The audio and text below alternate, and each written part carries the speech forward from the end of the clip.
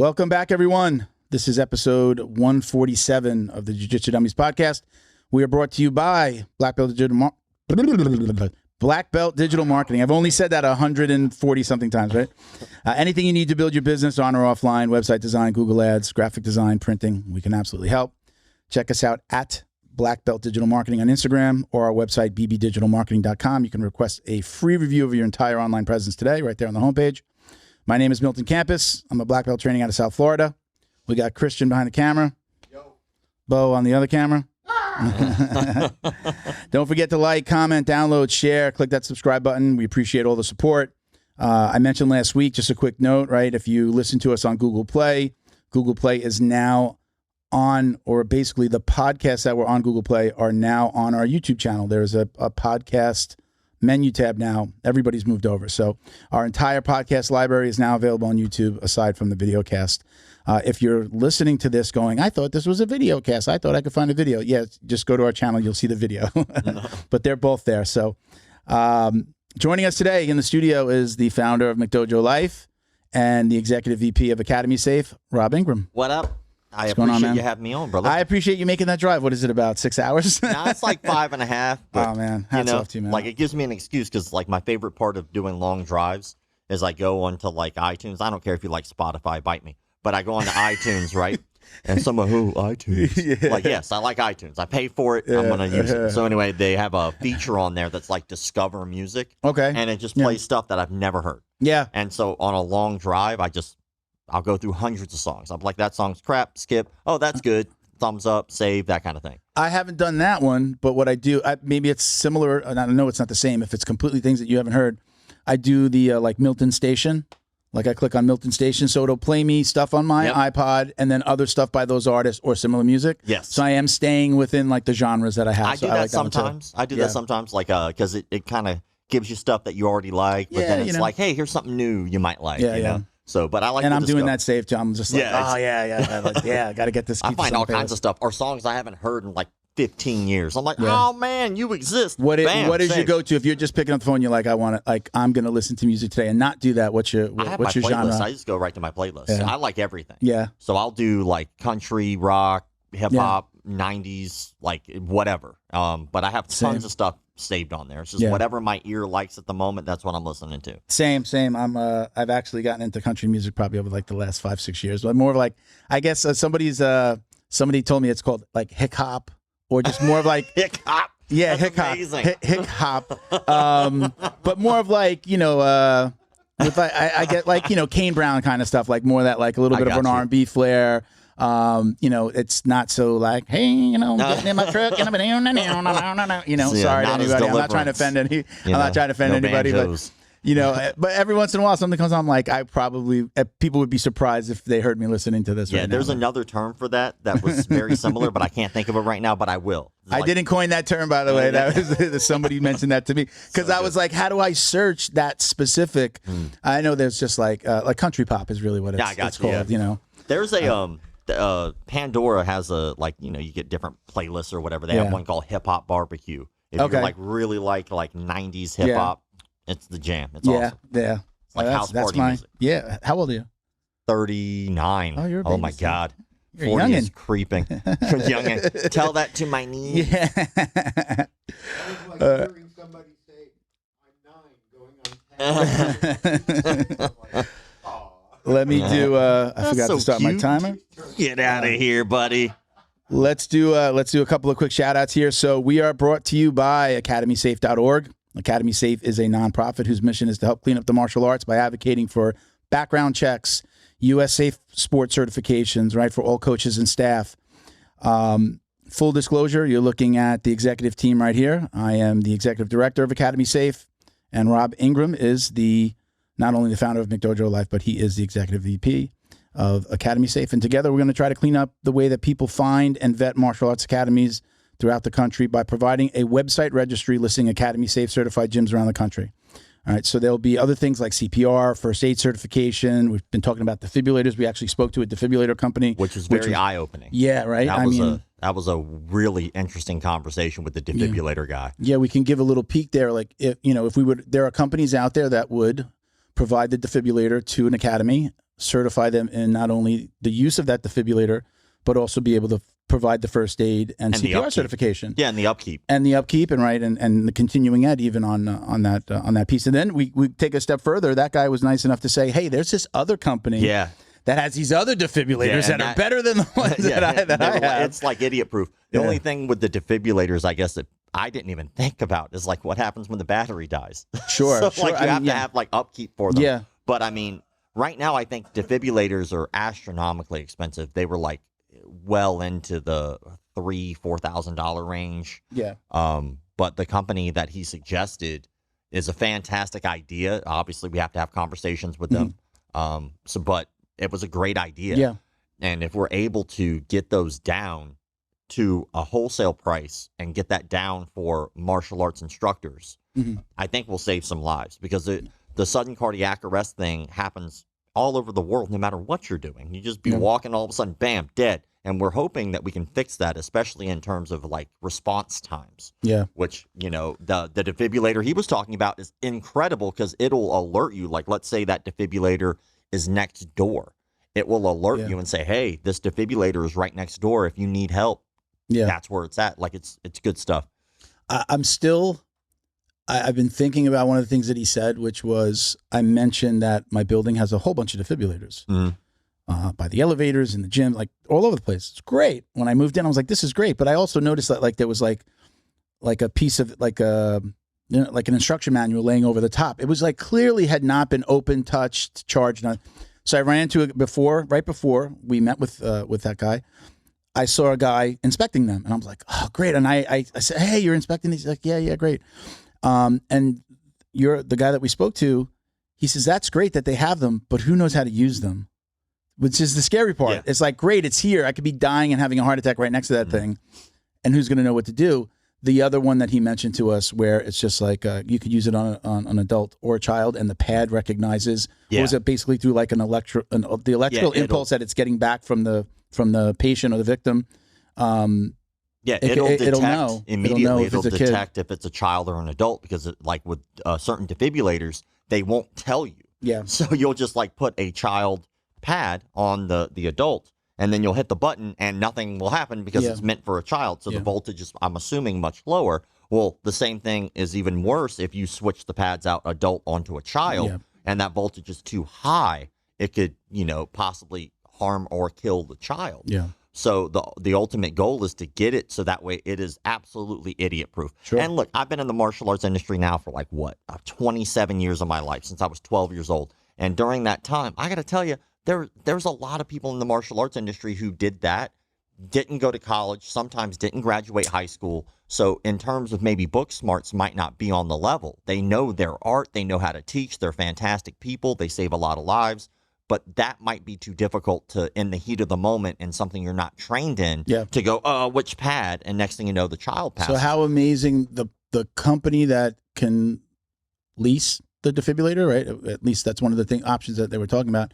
Lease the defibrillator, you pay a monthly cost, and they're not only training you on it, but training you on other aspects of or updating or keeping up and, with it. Hey, you don't have to worry about if the battery's dead or not, because they're looking into it. They're people coming and going in academies all the time, right? Even staff, right? Staff, coaches, right? So now you have a coach. It's like, well, I wasn't part of that training, right? You can get them the training, and it's all there, and they're doing it for you. So lots of things. We're going to talk about this more throughout the episode, not just this, but Academy Safe. But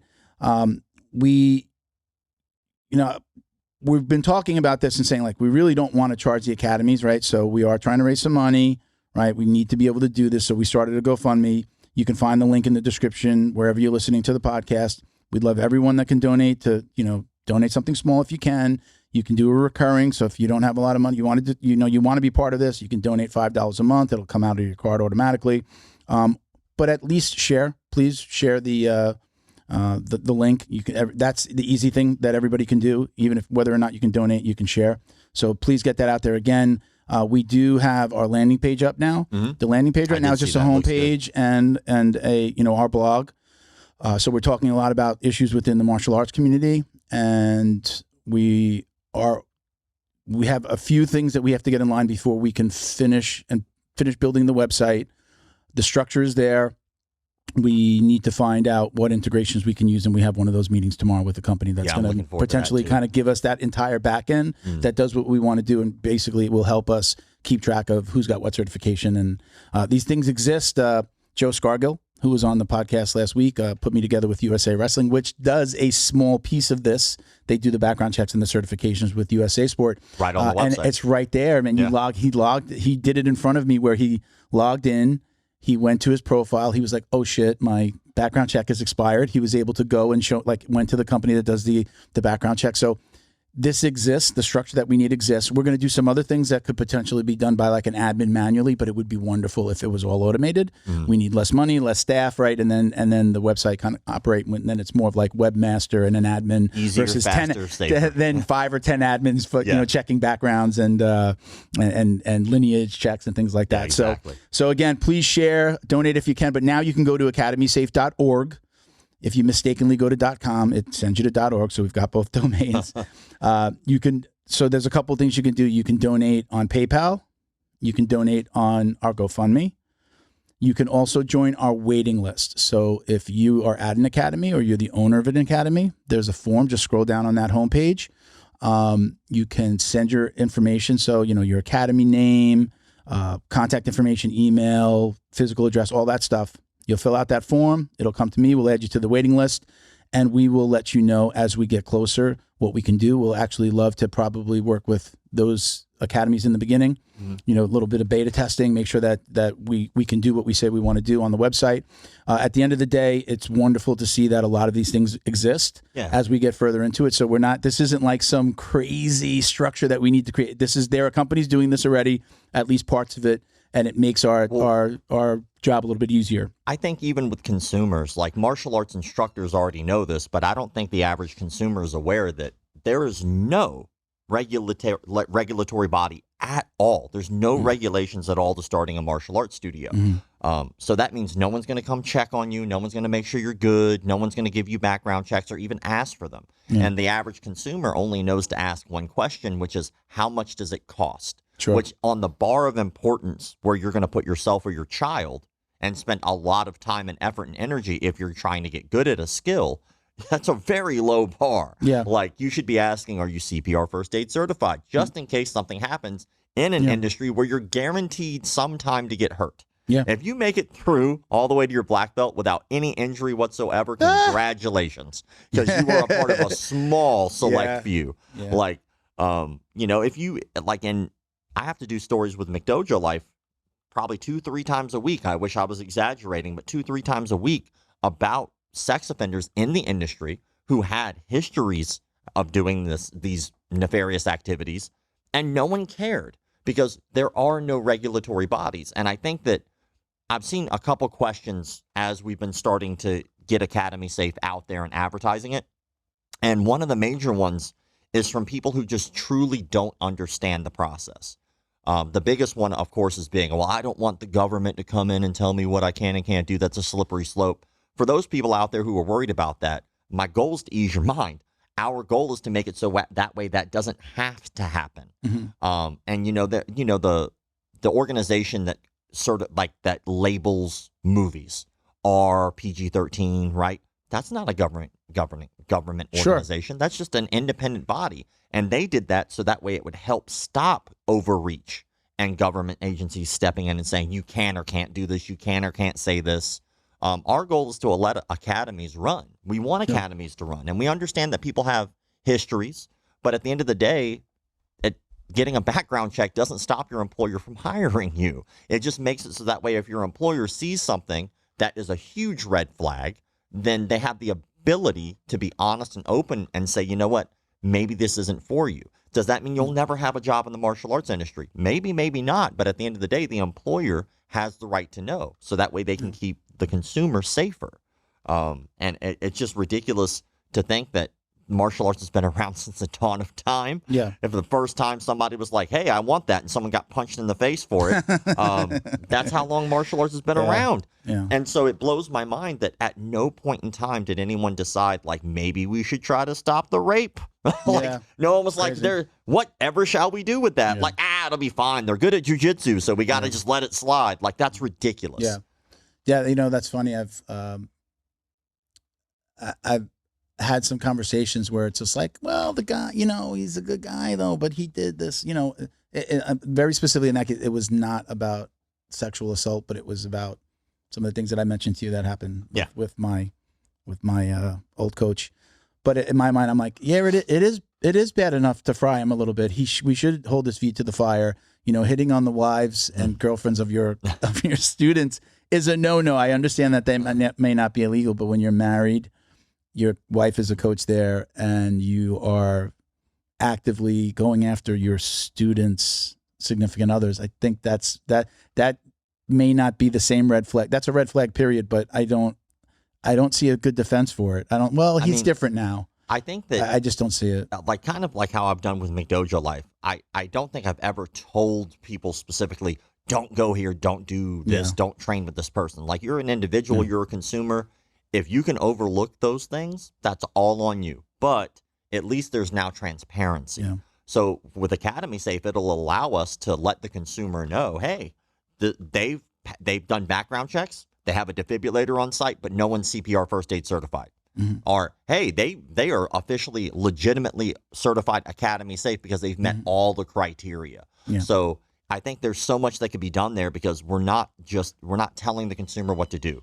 We're just giving them open, honest, transparent information that allows them to make a better decision as a consumer, which I think, since that doesn't really exist in our industry, and martial arts is very convoluted for people who haven't done it. Yeah. Like, there's like 50 words for sensei. Like, you have professor, you have sensei, you have sifu, right? Some people call them coach instead. But like, if you just walk into a martial arts studio for your first time, you might not know that there are differences. Yeah. You just, all right, well, I guess my sifu, like, oh, you don't have a sifu? Why not? Like, well, because we do a different art. So there's so much to learn, but at the very least, the old school ideas of what a McDojo are, in my opinion, are just wrong.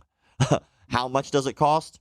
That's subjective. Like, if it's too much for you, then that means you just don't make enough money for that, and that's okay. Go somewhere you could afford it. Does that make them a McDojo because of that? Not necessarily. If they've done CPR first aid certification, local federal background checks, that you can verify, they might not be very good, but even that is subjective to the individual. So I think it just kind of boils down to giving out facts to the consumer, let them make better decisions. I have gotten a couple of messages, and I'm realizing, and we'll continue to dig in.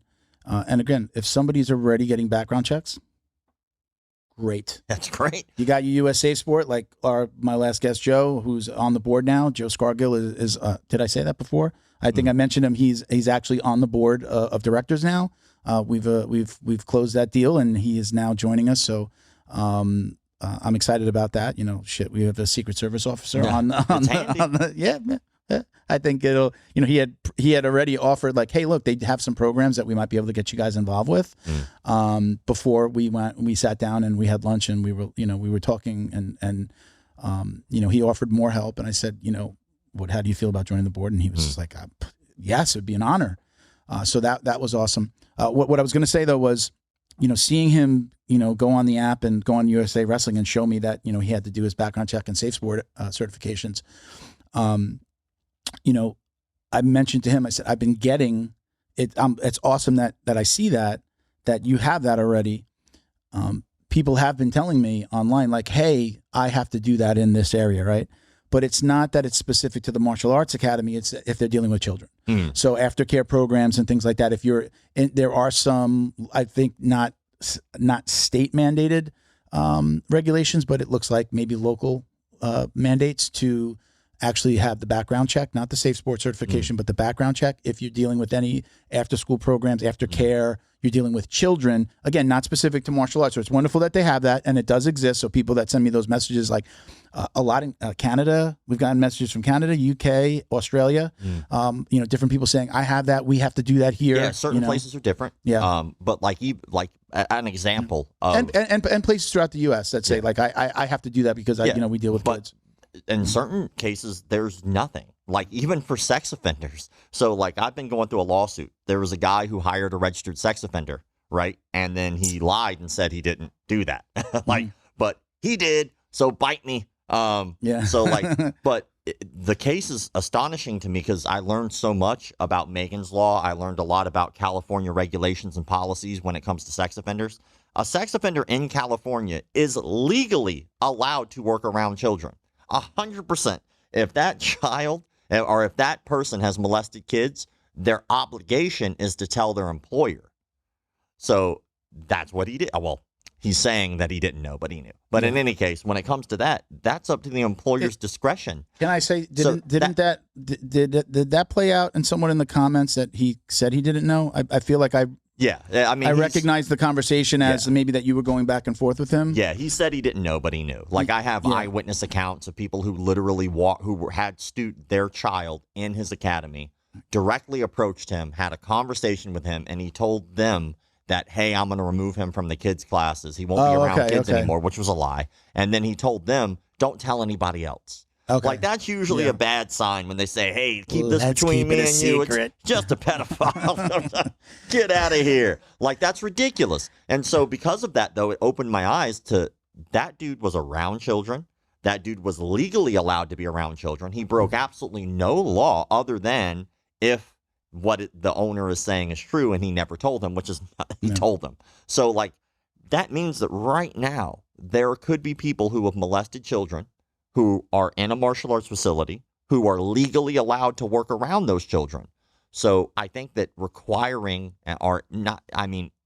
making the industry have a better standard for itself will keep kids safe. And keep this in mind, that sex offender was able to have access to his current girlfriend/wife, who he was able to train with in private lessons at that facility while she was a minor. So, like, there's a photo that, because this dude loved to be online, he was constantly posting and tagging and sharing videos of a technique called monkey steals peach.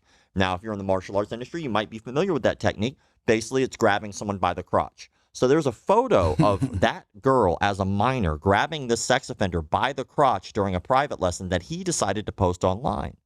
How insane is that? And what you said, married, then she grew up and married? Yeah, whenever she became of legal age, she married that guy whose peach he grabbed. At the very least, I know for a fact that they are dating. Okay. So, but he didn't come public until after she became what was of legal age. What was the age? I mean, he's like 40-something, and she like had just legally turned whatever the age was. Yeah, that's the classic grooming we've been posting about. Yeah, so 100% Academy Safe Instagram. So, but that goes to show you that could happen to anyone's children. Yeah, that could happen. It could. Your child right now could be around a registered sex offender, and not only do you might not know, because did you do a background check on your coaches? Probably not. Did you even type in their name into Google, which is all I had to do? But that guy was in that academy for years. Yeah. So that means for years, you could just type his name into Google, and it's like the first 5 pages is all the things this guy has done, stories about him, his arrest record, all of that. Yeah. But how many people did it? Because they assume the best out of their instructors because of the virtues we give martial arts instructors: honesty, integrity, discipline, all of these things we give a complete stranger. Why? Because they could beat you up. Because they have this black cloth around. Go to any prison in the world. I guarantee you can find plenty of people that could beat you up that probably don't hit any of those virtues. Yeah. But because they're a martial arts instructor, that this pop culture ideology that they're bigger than life. It's not. They're just people. I guarantee you, most of you listening right now, your martial arts instructor has probably smoked weed. He probably drinks. He probably has gone to a nightclub that he probably shouldn't have gone to. He probably has regrettable activities that he's probably done. And they might be amazing people. Like, they might donate to Toys for Tots or whatever the case may be. But at the end of the day, they're just people. Yeah. It's a service that we're paying for. That's it. That is literally it. Anything else is on us. But we said we're saying online and some of the stuff that we've been putting out. Let's normalize asking these questions. As you should. Are you certified in CPR? Do you do background checks on your staff, or are you?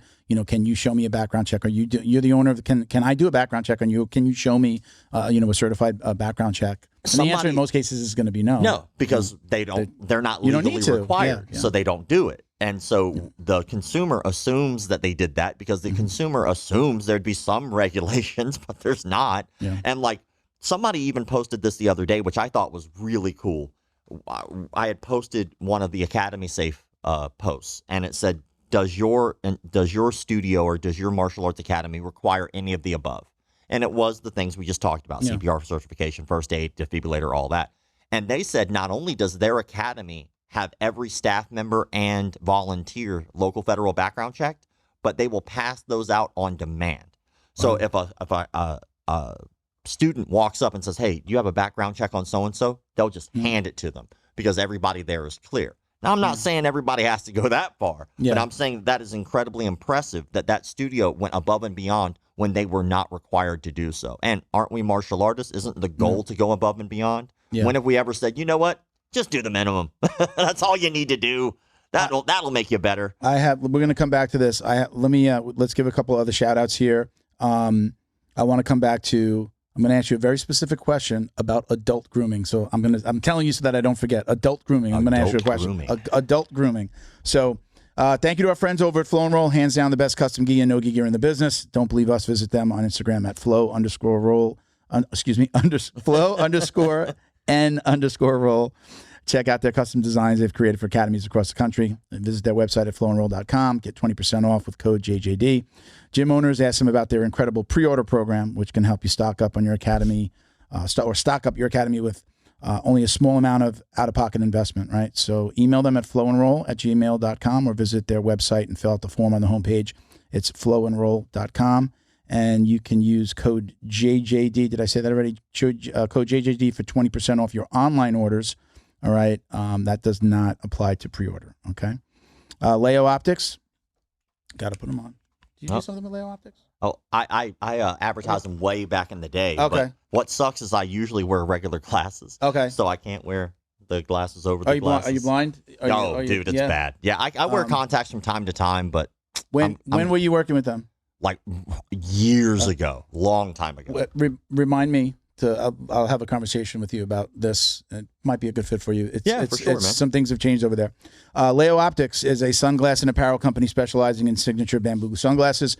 They were founded in Southern California with products reflecting the BJJ lifestyle. Check out their website at Leo Optics and use code JJD for 10% off your order. I mean, I love this. Well, don't they have they have the ranking on them? Yeah. So you can get, they always do it between the blue, the white lines. You can get the blue, purple. Yeah. I said, we were talking about the other day. It's like, no, you can't get white. I just don't think they would do white. I think it would be like an insult.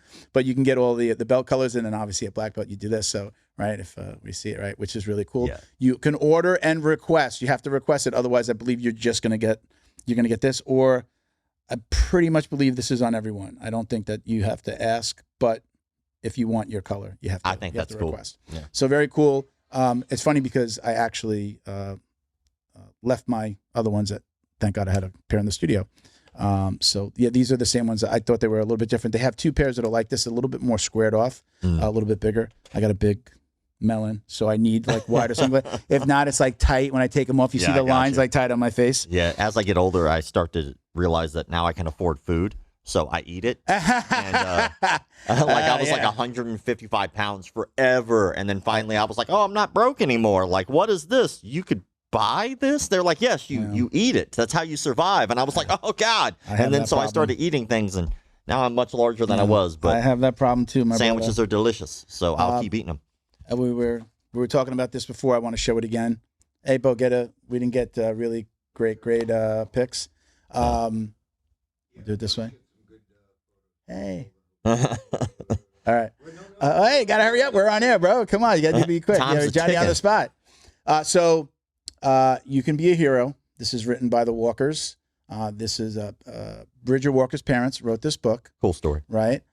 This is the little boy who got bit in the face protecting his sister from a charging dog that wound up biting him in the face, right?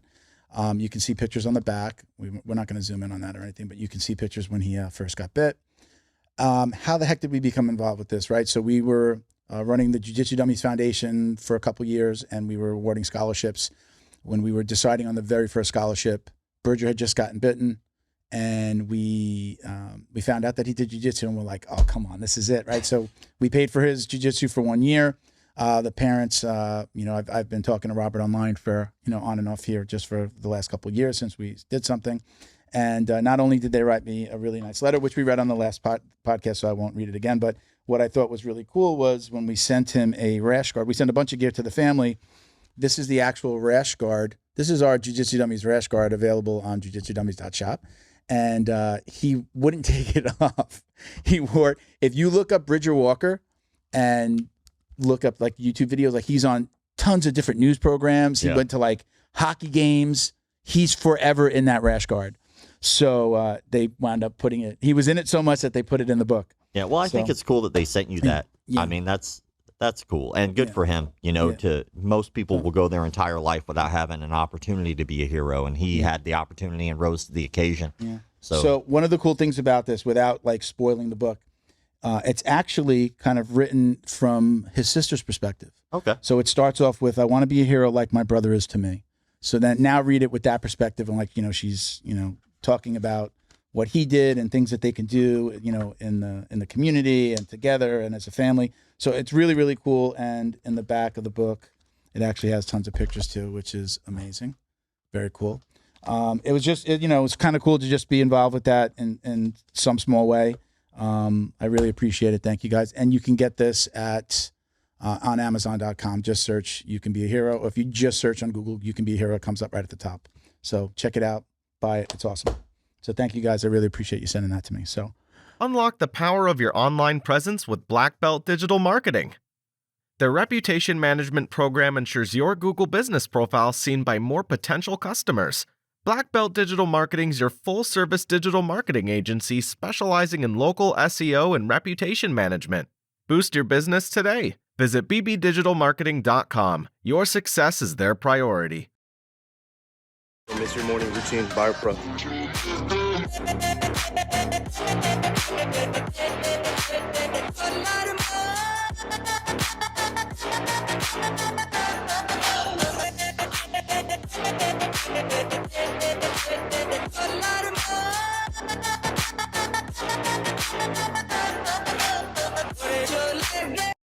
Special thank you to the crew over at Flow and Roll for all their support.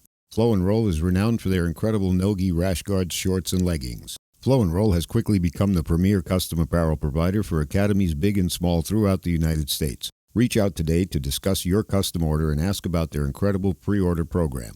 You can send an email to flowandroll@gmail.com or visit their Instagram at flow_n_roll and shoot them a direct message. And yes, they can create an awesome custom gi for your academy as well.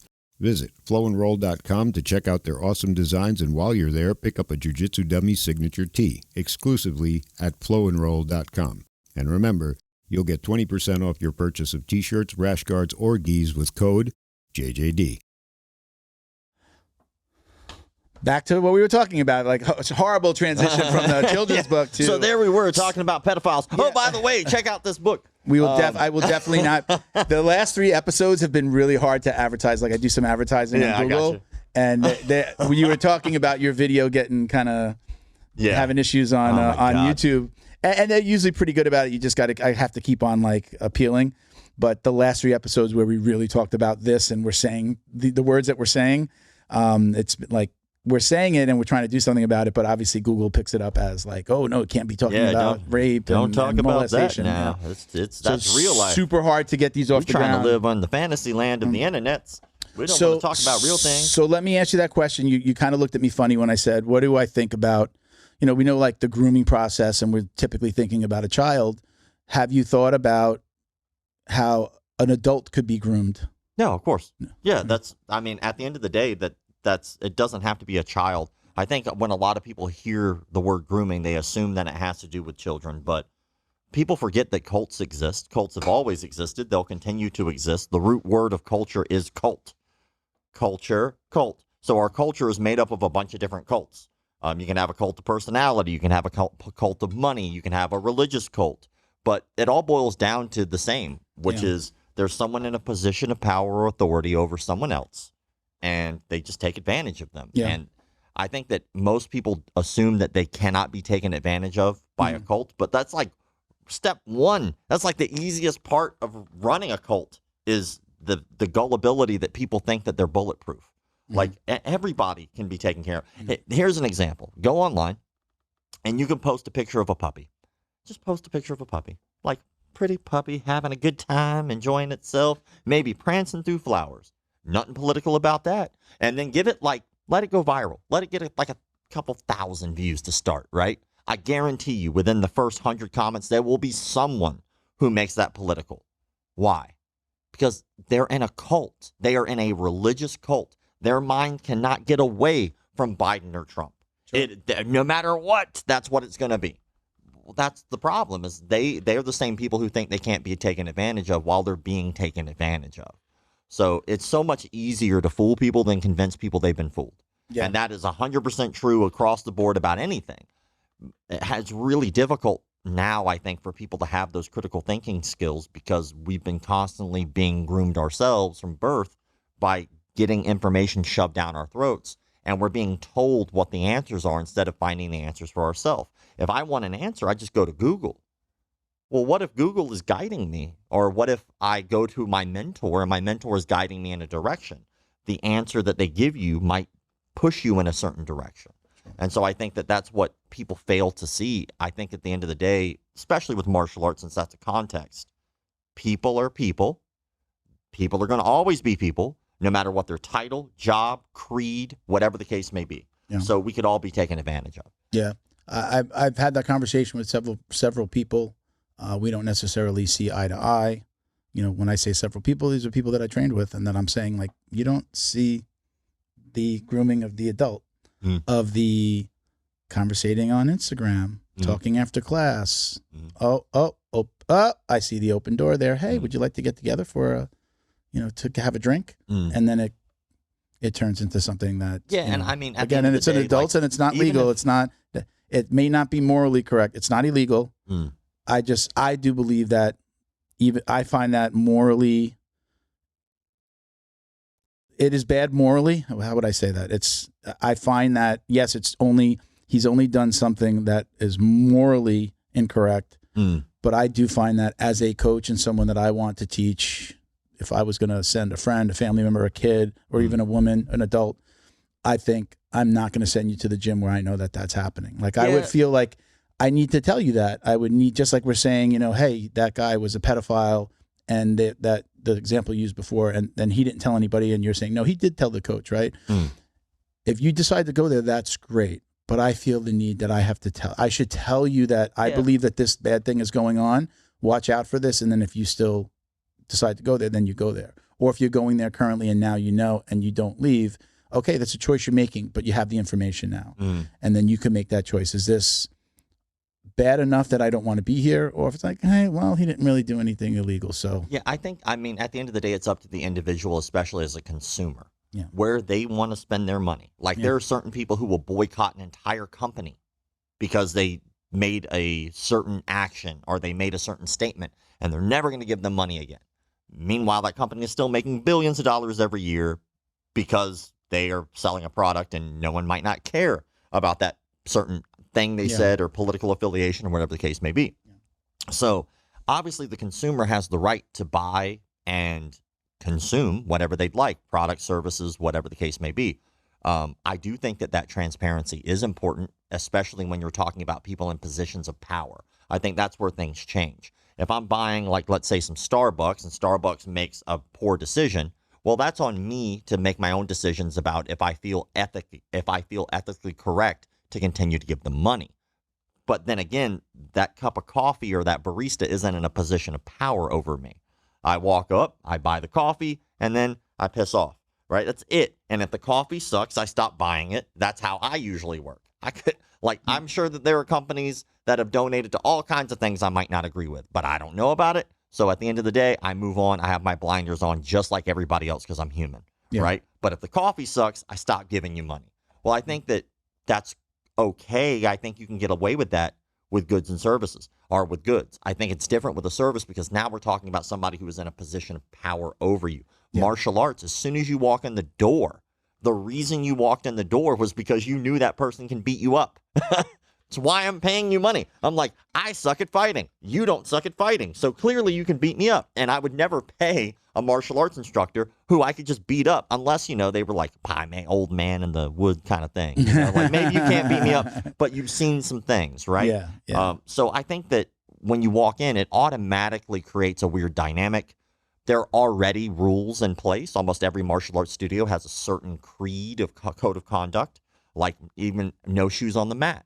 Well, they're controlling what you can and cannot do in that facility. But that's any business, right? But then we start to add in things that are a little different, right? I'll give you an example. Christianity and martial arts are really similar.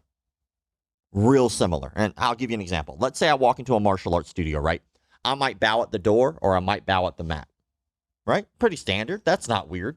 If I walk into a Catholic mass, I walk up, there might be a bowl of holy water there and I might boop, boop, boop. Or I might not. Or I get to the pew, I might take a knee and do the same thing. Or I might do both. Well, that's funny because isn't that just like the bowing thing? Yeah. And then when I walk in, everyone's on one side of the room and there's one person who's the leader at the altar who was talking and they're giving a lesson in something. Well, in religion, it's spirituality, I hope, right? Yeah. It would be weird if he's giving me like a potato salad recipe, right? But he's giving his sermon. In martial arts, that person is at the front of the room. They're teaching and they're showing us a lesson. It just happens to be a different one. It's martial arts. Then it gets even weirder. When you look behind the preacher in a Catholic mass, there's typically a statue, stained glass, or a giant photo of Jesus Christ, right? If you go to almost any martial arts studio, what's right behind them on the wall usually?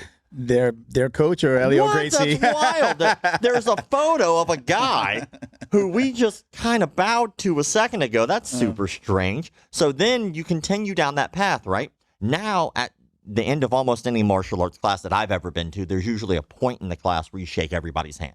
Hey, man, good job. Awesome, right? Well, there's a part in Catholic Mass where you stand up and you start looking around the room. Peace be with you. Hey, you too, brother. Isn't it weird how they're very similar, right? When you walk in, when you walk into a martial arts studio, there's a uniform, typically. This is what we're representing. When you walk into a Catholic Mass, you know what you usually don't see? A bunch of people dressed up like homeless people, right?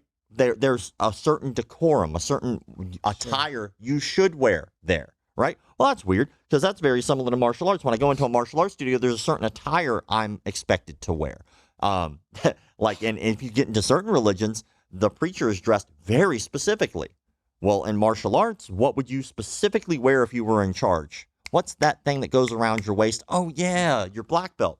The only difference is there's a little bit more separation when you start looking into martial arts because now we have a hierarchy.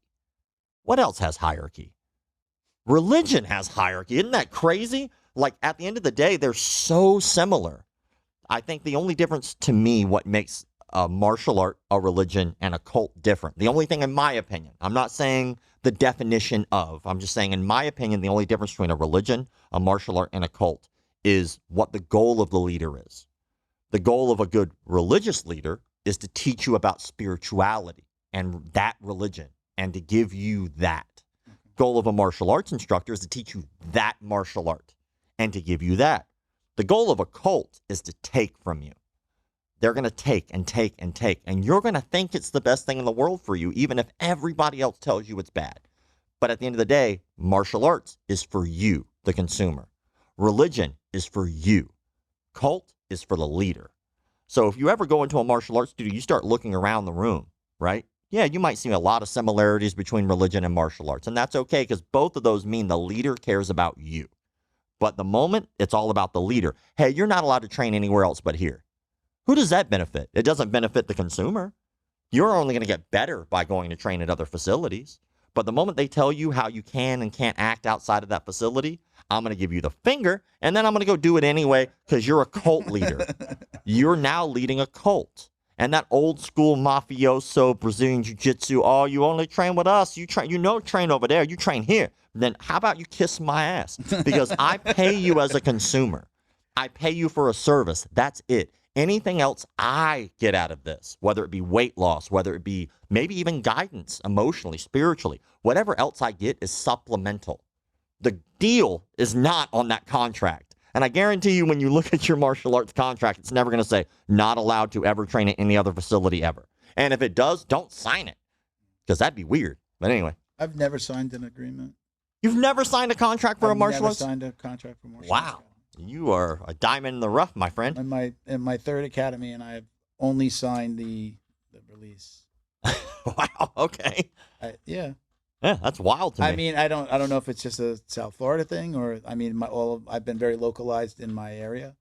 It's been all like within just a few miles of Coral Springs. Yeah, that's wild, dude. Yeah, I've never. Yeah. I mean, Yeah. I know that there are month-to-month programs out there, and I know that kind of stuff. But yeah, like it's a shame to see so many martial arts studios close. Like they put the business side on the back end, and I guess just because of McDojoLife and calling out so many frauds and seeing the pitfalls in the industry from that side, a lot of martial arts academies I think would do better, not only for their students, but I think also for business practices if they treat it like a business and not a hobby. Because if you treat your business like a hobby, it's going to become your hobby again. Yeah. Like if you treat your hobby like a business, it'll grow into a business. Yeah. And like we were talking about, because there's no regulatory body, right? If I was running a business, I would require background checks because I want to know what my staff is doing. If I'm running a hobby, I won't do that. So just expect if you don't treat it seriously and you treat it like a hobby, you're probably going to close eventually because you're probably not doing all the other things. And that's such a day one thing. Yeah. Like I had not an academy, but I was teaching after school programs, martial arts when I was younger. And I went to a place called Bowles. And Bowles is like top tier, one of the best private schools in the country. Like their swimming coach is like an Olympic gold medalist. Yeah. Like top tier, right? So I went in and I thought I was going to be doing an interview. And as soon as I walked in, I'm thinking I'm going to sit down. We're going to have a conversation, that kind of thing. They literally handed me paperwork and it was for a drug test and for me to get my background check taken care of. Like that was it. Day one. Before I've even interviewed, they were like, take care of this because they're not even going to talk to me unless I pass both of those, which I'm really glad I didn't smoke weed for like a month. But, you know, like it was one of those things. Like I didn't know they were going to do that, but that's their checks and balances. Safety was above everything. And you might have coaches like safety above all. Like, do you do background checks? No. Then how safe could you possibly be? Yeah. All right. You did you still consult? Do you still consult with gyms? Absolutely. Yeah, right? I love it. So if somebody wanted a gym owner, like who's your ideal, like in my world, I would say, who's your ideal referral? Like who do you want me to send your way? Like any gym owner that's looking for some help with structure. You advocate, I recall, and you were saying it now, I believe, like they should have a contract. They should be. I do. Right? I absolutely advocate. Because like, let's say I'm doing a budget, right? How do you know how much money you're getting next month? If you're doing month to month, you're guessing and hoping. Like when you do contracts, and the thing about contracts is I think people misunderstand how a contract works. Like a contract, like you've probably heard it before, is only as good as the paper it's written on. Sure. But like the truth is that most contracts, you have clauses that are like 30 to 60 days out. So you say, hey, if you want to cancel at any time, just give us a 30 days notice. Well, now I know next month I have X amount of dollars coming in still, but the month after that I don't. So it gives me a month buffer to take that money from that client, turn that back around into advertising dollars to get new leads so I can get more people in the door to recoup from the loss. Month to month, you don't do that. They just stop showing up and you're like, how come 12 people left? Like if you had 12 people give you a month's notice, well, that gives you one more shot to go ahead and put that money back into lead generation. Also, it allows you to get them to sign off on your rules and policies. So like you said, you've been to so many places where you sign the waiver. That's one policy. Yeah. Like you haven't agreed to anything else. No. So like if for instance, most people don't even know that or most people don't think about this, but like when you do that, you are allowed at that moment to lay out everything and you can have them initial by every policy you have. Like, hey, just so you know, I don't know if you know this, but since you're in the military, you get a discount, but also because you're in the military or law enforcement, if you get deployed or sent somewhere for an extended period of time, we'll actually put you on hold so you don't have to keep paying that. Oh, I didn't know that. Well, of course you didn't, because if I've never made you sign this contract, we probably would have never had that conversation because it's month to month. So what are you going to do? You're just going to quit. I'm not coming back. Like, hey, no, we'll put you on hold. Oh, that's awesome. Thank you. They go overseas. They come back. Hey, you're still waiting on them. Or how about if you reasons to leave? Usually when you give your consumer the reasons that they can get out of their contract ahead of time, like, hey, it's 30 days, 60 days notice to get out, right? Just give us those warnings and then maybe even an exit letter, which I like because that lets you know what you're doing wrong as a company. But the other thing is, what if you need to stop right now? Well, what are those things? Like if you get injured and of course you can stop. Like, I'm just letting you know we're here for you. Like, if you wind up having like a hardship, financial hardship, hey, you lost your job, of course you don't have to wait 60 days. We got you, right? But if you lay that out, what happens now is the consumer now knows you give a damn about them. Like, hey, these are all the reasons that if anything happens, we're just going to let you out of it, right? And I think that that's step one of running a good martial arts studio is give a damn about your consumer. If I just go, yeah, just pay whenever you pay. If you walked into any business ever and they waved you off like that, you probably never coming back. Like, if you walked into a pizzeria and they were like, yeah, we'll get right with you. They don't give a damn about your business. But if you had a guy walk up to you and say, hey, why don't you come here, have a seat? My name's Rob. Nice to meet you. Let's talk for a second. What is it that you guys are looking for? You're going to dine in, take out? Well, hey, this person cares about me. But if I said, yeah, sign the waiver, get on the mat, that person doesn't care about you. Yeah. Like, and when the business closes, you know why? Because they never took those extra 5 minutes to give a damn about you, and you should. Yeah. And you're making me think a lot about my own business because I don't do contracts. On my marketing services. I don't do contracts only because I found that it was a barrier to entry for some companies. Like, I don't want to sign a 3, 6, 12 month. So I just haven't done it. And people have told me, like, you really should do the contract, like business attorneys and things like that. Like, you really should do it. I say, we're taking out a step for a salesperson to bring somebody on board. Yeah. Like, well, let's just apply that to other things, right? Yeah. Taking out steps. Sometimes taking out a step is a necessary step. So, like, let's say I went on a roller coaster. Well, one of the steps is I'm going to go over all the rules and regulations for you about what you can and cannot do on this roller coaster. Hey, guys, so we're just going to skip all that. Don't worry about it. And someone stands up in your roller coaster. Yeah. Well, you didn't tell them not to. So guess who gets sued? Like, hey, guys, normally this is the part where I tell you to keep your arms and legs inside the vehicle, but there's other stuff in there, pregnancy, blah, blah, blah.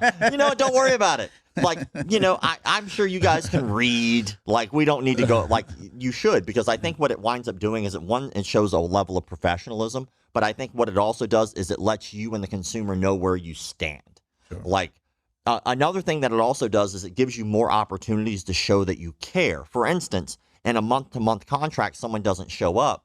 When do you know that they haven't shown up? Like, you have none of their real information. Maybe you have it on the waiver. Did it get input into a system? And if it's input into a system, how well is that system? So for me, if I use a CRM system, Mind Body, Rainmaker, Perfect Mind, etc., what it winds up doing is now it's in there and it alerts me. But it doesn't just alert me. It lets me know what's going on with that particular student. So yeah, when you have like 10 students, maybe you can get away with that, like on a smaller scale. What happens when you have like 1,000? Like, do you know everybody's name in there? Probably not. You might try, but you might not. Do you know everybody's birthday there? Do you know everybody's like billing cycle? Like, you hope, but unless they're input into your system, you don't know. You're hoping. And then at that point, maybe it's manual. But like, for instance, one of my favorite things to tell people is they go, well, what happens if somebody hasn't paid me? Like, they haven't paid me for a month. They haven't paid me for 2 months, 3 months, right? Well, that starts typically with attendance. So if they haven't shown up in a week and I haven't called them until they owe me money, what does that say about me? Do I really care about the student?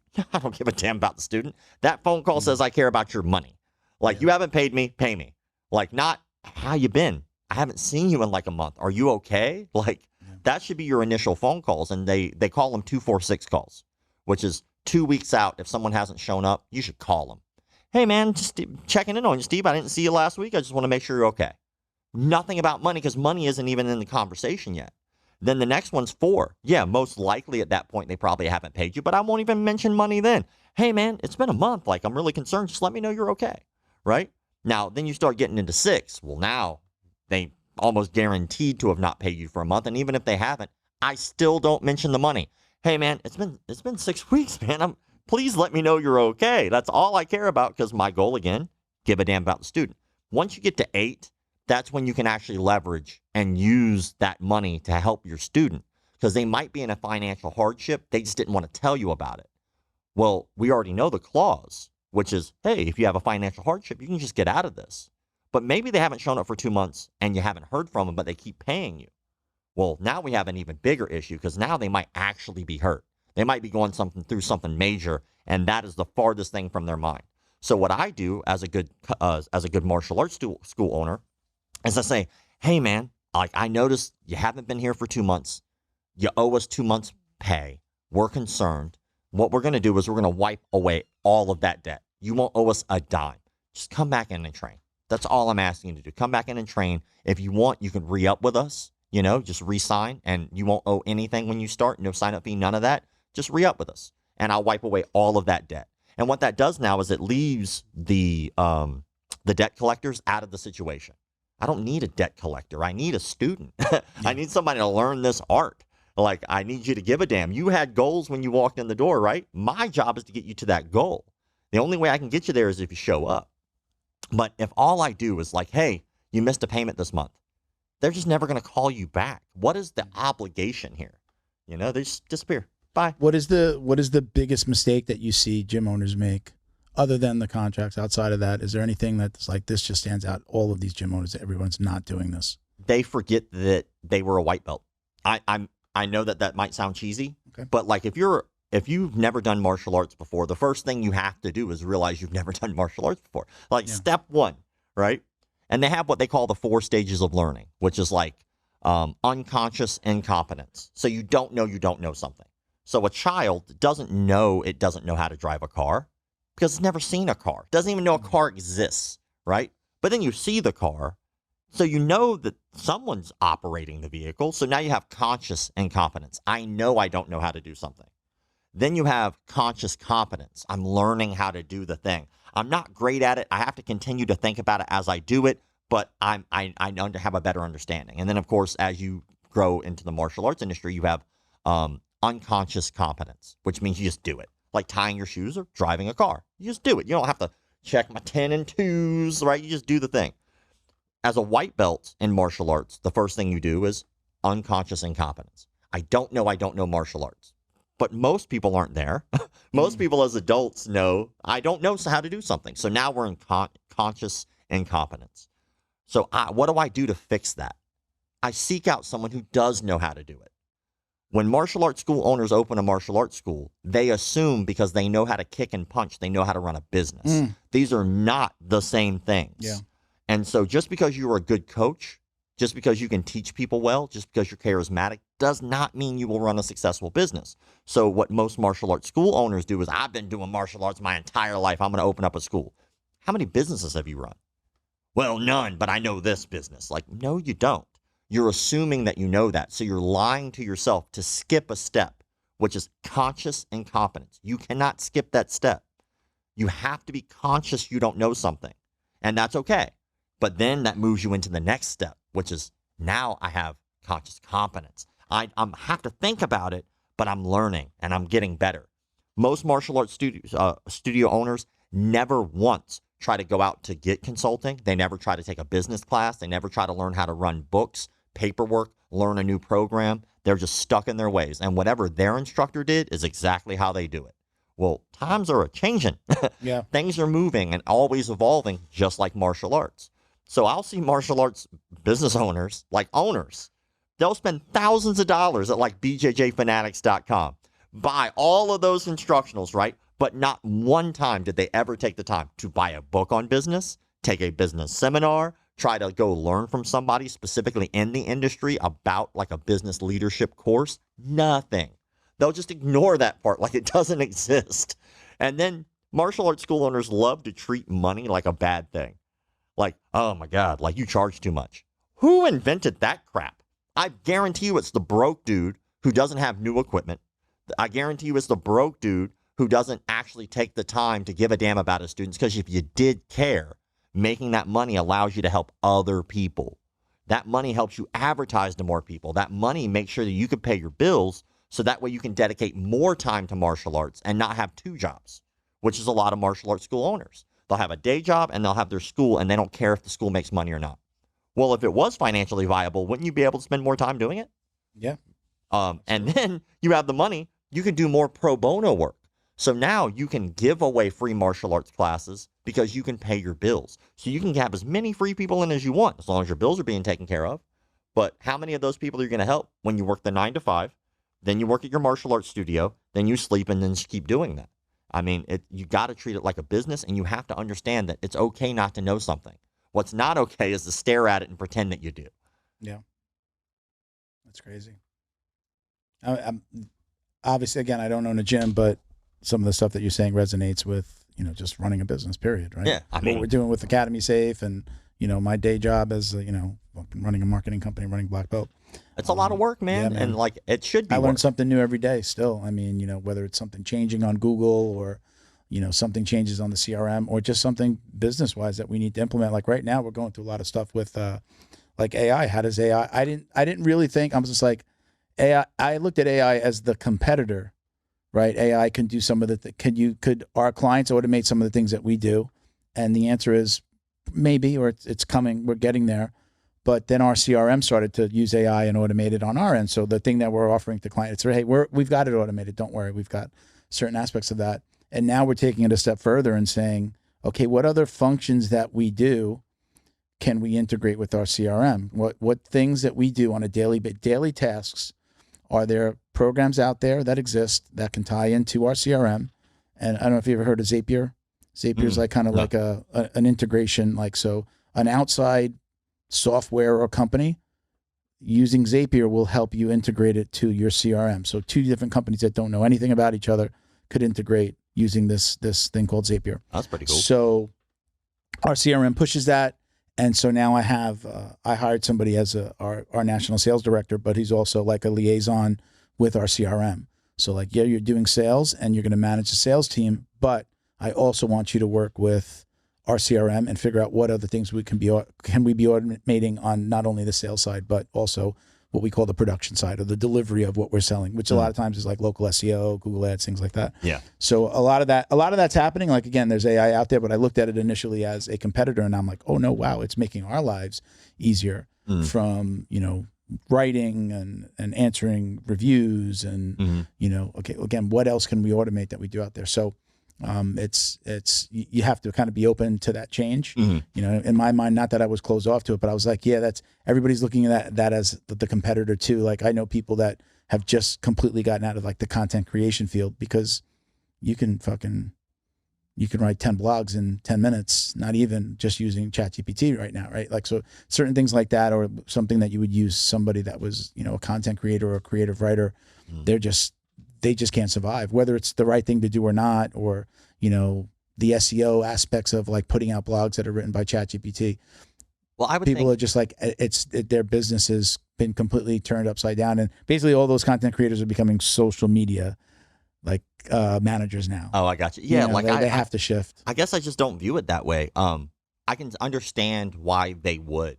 It's like a decision, like a crossroads, right? But like you're saying, you're realizing it's more of a tool. Yeah. And it's not necessarily just a competitor. It can compete against you, but it's not really that. But like the thing about being a content creator and influencer is the product that you're selling is you. So being genuinely yourself all the time is all people want. It doesn't matter what you're selling. So like there'll never be a AI to do that. Maybe they could be a caricature of you. It could try to break you down and process what they think that you are. But the thing that people are buying in terms of like influencers are the genuineness of who they are. And I think that, when you see influencers get into these like online spats against each other, always cracks me up. But you'll see influencers who will completely stop doing it because they have like a scandal. Something happened. It's like, why? Like, you're human. Like, if anybody didn't think that you were human when you started, like, they are not very intelligent. Like, you're a human, so that means you're going to have flaws. You're going to have trials and tribulations. You're going to make missteps. All of that is okay. And yeah, there might be like people out there who say that that's not, but that's the spice. That's what makes you always marketable, is your humanality. So like whenever an influencer is like, oh my God, like I saw one the other day, this guy's got like millions of followers and he was drunk in a public area and he acted a fool. Is he always that way? No. Did he make a mistake? Absolutely. And then you could see just like during that time, it's like a 4-year gap before he made content again. Like, why? Like, you are a person. Like, all those people, like, I guarantee you we have things in our lives that weren't on camera that like a handful of people know about. and you probably still hang out with those people. They didn't just like shun you and like, oh my God, we're never going to talk to this person again, because they know you're human. You're going to make mistakes. So like, I think that influencers need to lean into that. Like, it's okay for you to make a mistake. And if people don't like it, they can tell them to bite you. Like, who cares? Like, all these people who are judging you are people who are behind these nameless, faceless profiles. Like, who gives a damn? Like, when I play Grand Theft Auto, I don't care that the game cussed me out, because that's not real. Those are fantasies. Those are NPC characters. They were programmed to say that. Well, these people who are talking online, they're still faceless. They're still nameless. I don't know them personally. They don't know me personally. They're just as good as NPCs on a video game. Like, you can't let any of that bother you and stop you from being you. And you can't let technology tell you that being yourself is not good enough. Like, it's the only thing that has real true value. We were talking before about how you're really good at, I see it just from commenting or sharing. You're really like Johnny on the spot with like communicating with people. If somebody comments, you comment right away. But you do occasionally have to, not have to, but maybe get into it with somebody that's commenting and maybe correct them, or let's say put somebody in their place maybe. It just depends on whatever it is, yeah. How far, at what point are you, I'm just going to stop here because this person is just obviously so set in their ways. Does that happen? Yeah, of course. Where you're going back and forth, and then it's just like, not I give up, but this person is just not willing to see another point of view. They're so stuck in this view. Well, I think it's more like the goal of what I'm trying to do is try to inform. Mm-hmm. That's my goal. So if I see somebody who is very ill-informed, my goal is to try to inform. So I'll engage. If they're being an ass, the reason I'm engaging is different. Like every person is case to case, but usually I give myself three comments. They say something, I say something. They say something, I say something. And by that time, if I see that this is just like a negative exchange, I poke them a few times on purpose. Then I restrict them. And then I back up and I never have to hear from them again.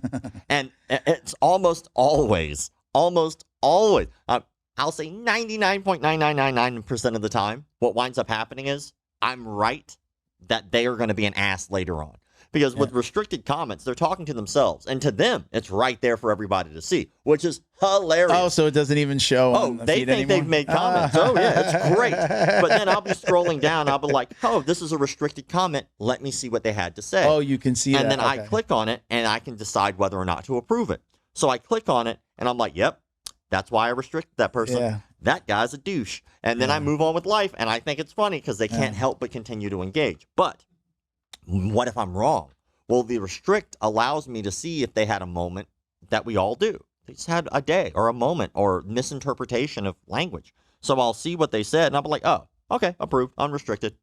Like, they never know that they were or were not. Yeah. And that shit is so funny to me. Like, especially when you get them riled up. Because they're over there just tapping away or typing away. I can't stand what you had to say. And meanwhile, take that, McDojoLife. I'll be honest. I was probably high when I was writing you back. Like, I'm floating in my pool like, yep, that wasn't nice.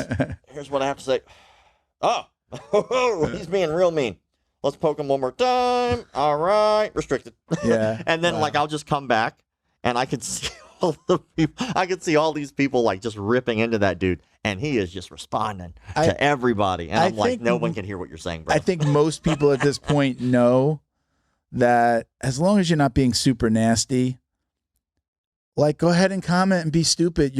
If you don't like what I just posted, you're only helping it be seen by more people by going in and commenting and then starting a conversation in the feed that winds up making that post more popular and maybe suggested, by the platform. It's just helping the numbers. But it is sad. Like, I find those kind of people, there's something sad there. Yeah. Because that person is choosing, they could be anyone they want. Like, you're an avatar. Mm-hmm. Like, when you go online, like, you see the differences in people.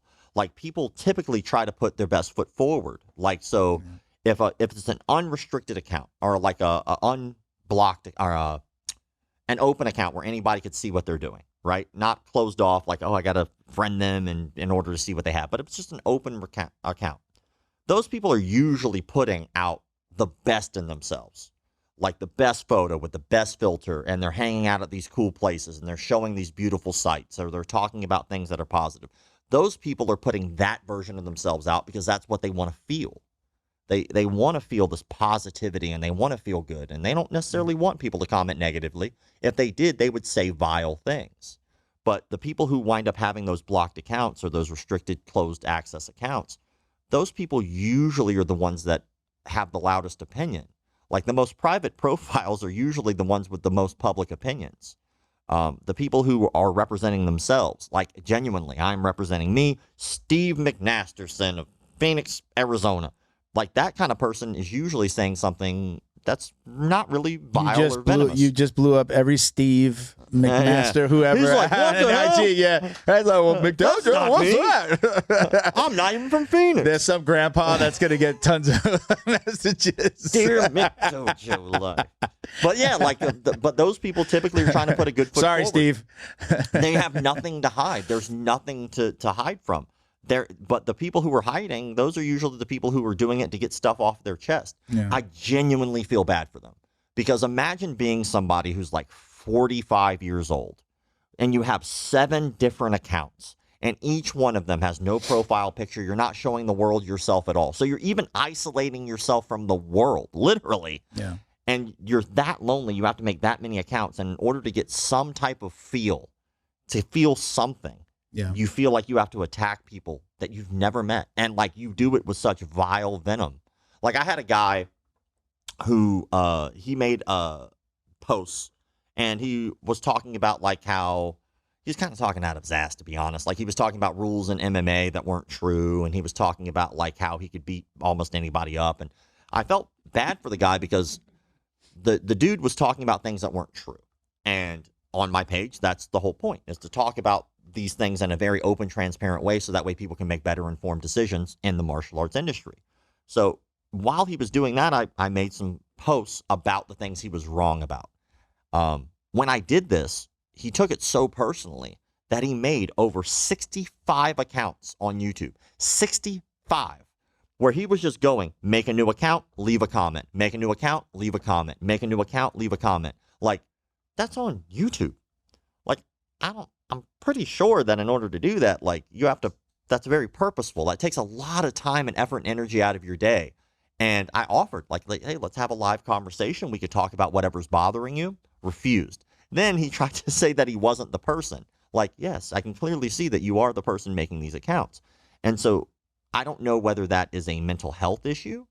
But yes, it is. It feels like it. But at the end of the day, that's like one person doing that. Now imagine how many other people on the planet right now have their regular account, their day-to-day, like Susie Homemaker, like Blue Collar Guy, whatever. And then imagine the extra accounts that they have so that way they can get that all off their chest without anyone knowing it was them. Yeah. I think that that's a sad state of affairs that we're living in, is that people feel the need to hide themselves from the world just so they can say what's on their mind. I think those people they just need a fucking hug. I was going to say a hug. Like, hey, if you're out there and you want to talk to me, I will talk live to anyone. Anyone. I go live often when I'm not restricted on YouTube. You can join me live. Anyone can join me live, and we'll have a conversation about whatever you want. I could care less what it is. And if you want to take that time to cuss me out, you're more than welcome to do so. But do it with your face. Like, I have scars all over my face. I do not hide it. Like, at the end of the day, I'm me, and that's it. People accept it or they don't. If you want to be that person, just don't hide who that is. Because by hiding that from the world, all you're doing is you're self-isolating, and you're making it worse. And all you're going to do is keep doing it until you get caught. And then somebody's going to get a hold of you, and that will suck for you, I promise. Yeah. So, you know, I've been living by this mantra statement. I believe it's not political, but I believe it was the Obamas had said this when they were in the White House. Believe somebody when they tell you who they are. And it's kind of, I don't want to say freeing, but it helps eliminate people from your life pretty quickly. Or at least you don't have to eliminate. Let's not use that word. Let's just say, as long as I know who you are, like I could still be friends with you, but know that I know. Know that I know who you are deep down, like whether it's somebody that, you know, you tell a secret to and then they go tell somebody, you know, because it's, you know, hey, don't tell anybody this, Rob. And then you hear from somebody and you're like, I only told, and nobody else knows about that but Rob. So obviously he said something. But Yeah, you know, like that, I that try time to you had in Tijuana. Yeah. Well, when it's you encounter so many people, especially like in this side of what we're doing here with Academy Safe and obviously McDojo. Everybody's got an opinion, and I've listened to people on both sides of the argument, like, yeah, that's good, do what you're doing, and then there's people like, hey man, do you really want to fry this guy for doing something that's not illegal? And I'm like, okay, but some of those conversations, and again, it's not necessarily bad, but okay, I'm believing you that that's who you say you want to be. I'm telling you who I want to be. I'm like, I really want to be this person who helps change this. And I don't think that I should just put up with it because it wasn't that bad. Right? Yeah. I don't, and I'm not mocking anybody who said that to me. I don't mean it that way, but I'm like, I'm being dramatic for effect. I can understand that. I can understand the point of view, and that's who I am. I can understand both sides of an argument, even if I really truly believe in my side.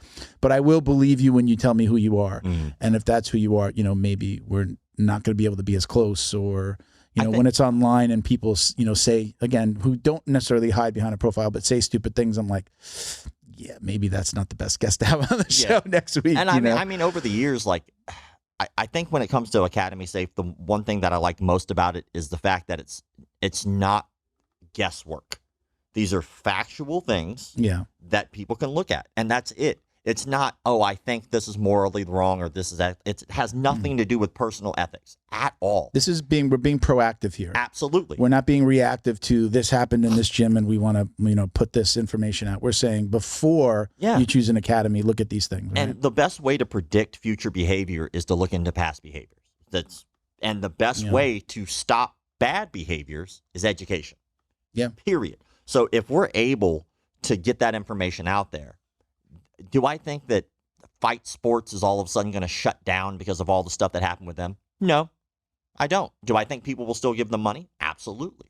Are there going to be people out there who might find it ethically or morally wrong, some of the things that happen there? Absolutely. And that is their decision to make. But we can say, hey, the people who are there now, local federally background checked? And if they go no, then the consumer can ask why. And that's a powerful thing. What I'm worried about, and something that I've been advocating for a long time, is governments, when they start putting in certain policies, sometimes can overreach. And that's what people have constantly complained about online about this, is they were like, oh, we don't want the government doing it. Well, if you don't want the government to do it, you should probably do it yourself. Donate now. Like, yeah. Like, help us now. what do you where do you think this road leads? Yeah. Like, again, think about like what happens like with the diaphragm bill. Okay. The diaphragm bill, or the diaphragm law, whatever you want to call it, in New York, where they told police officers you cannot apprehend an assailant by putting pressure on their diaphragm. You can't mount, knee on belly, side control, bear hug from the front or the back, or north-south. You cannot put pressure on their diaphragm. You can't even mount that. You can't even mount them from the back. Can't mount them from the back. Down, no back mount, nothing. Right? But you can shoot them. You can taser them. You could punch them. You can hit them with your car. You can drop kick them if necessary. So you can still use those forces, but don't sit on them. That is the most asinine thing I've ever heard in my life. And when I saw that Aikido crap video that came out, we're like, this is how we apprehend an assailant. Good luck with that. Yeah. Like, they literally took away the safest ways to apprehend somebody and left the most dangerous ones. Yeah. Well, that's what happens when you have people who are not educated in a certain field trying to regulate a certain field. I think with us, it allows people who are in the industry to look at facts, not opinions, and be able to make their own decisions as consumers. If you want to run your academy without any background checks, if you want to run your academy with no CPR first aid certification, no defibrillators on site, no cameras in the facility, no SafeSport, if you don't want to do any of that, you don't have to. But the consumer now has a place they can go and go, you know what? I would like these things. Who has them? Oh, look at that. There's a list. And all of these studios have them. But Steve's Martial Arts and Chinese Food Emporium, they don't have it. So guess what? I'm not going to go to as a consumer. I'm not going to go to them. Yeah. I now have a more informed, educated decision I can make because I can look clearly at what they are doing and what they're not. That's it. And I think that if studios don't catch up to this, what's going to wind up happening is one or two things. One, government will step in and they will start regulating the shit out of you. Be prepared, because if I am doing stories about 2 or 3 times on average a week of martial arts instructors who are molesting kids. How long do you think that process is going to go before someone steps in to tell you what you can and cannot do? You know, my girls that are doing the social media, my girls, when I say my girls, literally my daughter and her half sister, they work for my company, and they're the ones handling the social media, not only for Black Belt and for Academy Safe. And I had to have a conversation with them. I said, listen, you know, this could be a little dark sometimes. So no. And they're like, you know, we got this. We're good. And they went to some of the websites that you suggested, and simply just in some cases did a Google search for like sexual assault, martial arts. Just use those keywords. And it was super. Hey, that's your. Hey, did you do that with your mind? I did that with my. Is that your chi? This is a good opportunity to mention my book I wrote. You're welcome. Since you can get that on Amazon. Where they can get it. There you go. Bam, Amazon. Let me just try to get the shinies out of there. You just disproved. You just disproved chi. I don't like to brag about my chi powers. I just like to casually, every once in a while, toss them out there. How do I shut this guy up? Let me hit him with my book. But what you're saying is absolutely right. Like I started when I started McDojoLife, and going down that path. I didn't know how dark it would be. I didn't understand the scope of the industry and how little regulation there was, like none. So because I didn't know that, I wasn't aware that there were so many cases. I did a YouTube video. It's an hour and a half long, and that YouTube video is made up of like 15 to 30-second clips of nothing but news stories of martial arts instructors who molested children. It's an hour and a half long. Like, doesn't that say something about our industry? And it says even more to the people who don't want background checks. Like, look, if you don't want background checks, that's fine. But what exactly is it that you're hiding? Like, because like background check does not say that you do not get hired. It's not what a background check does. It just says, hey, look, this happened. Yeah. You could still, like, personally, if I'm an owner and I was like, all right, this guy's 45 years old. He's got great credentials, CPR first aid certified. Oh, there's something that happened when he was 18 here. It was like an assault and battery charge. I'd be like, that guy seems battle tested. I'm probably still going to hire that dude. Like, if he has a great track record and he had one little smudge, like, as long as it wasn't like some type of molestation, sexual assault charge, something maybe fraud, because I wouldn't necessarily want them around in a management position around money. Yeah. Like that, but that's my decision. Yeah. Like, it doesn't say that your instructor doesn't have to hire you. So I think that it's just a step.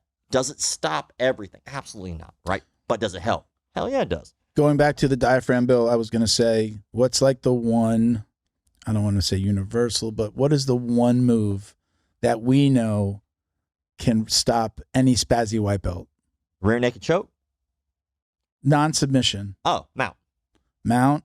Back mount. Like start, and a lot of times we mount after like a nice neon belly. Yeah, neon belly. Nice neon belly. Give them a little pain, and it, you know, but it's like, you know, it usually makes them move into a way that we want them to move, because it's usually they're going to push it off, or they're going to try to turn. If you're good at jiu-jitsu, like I think any blue belt should be able to do this to any white belt, honestly. But if you're good at jiu-jitsu, like positional dominance is always position submission or position transition submission. So if you can establish a dominant position, you can kind of wait it out.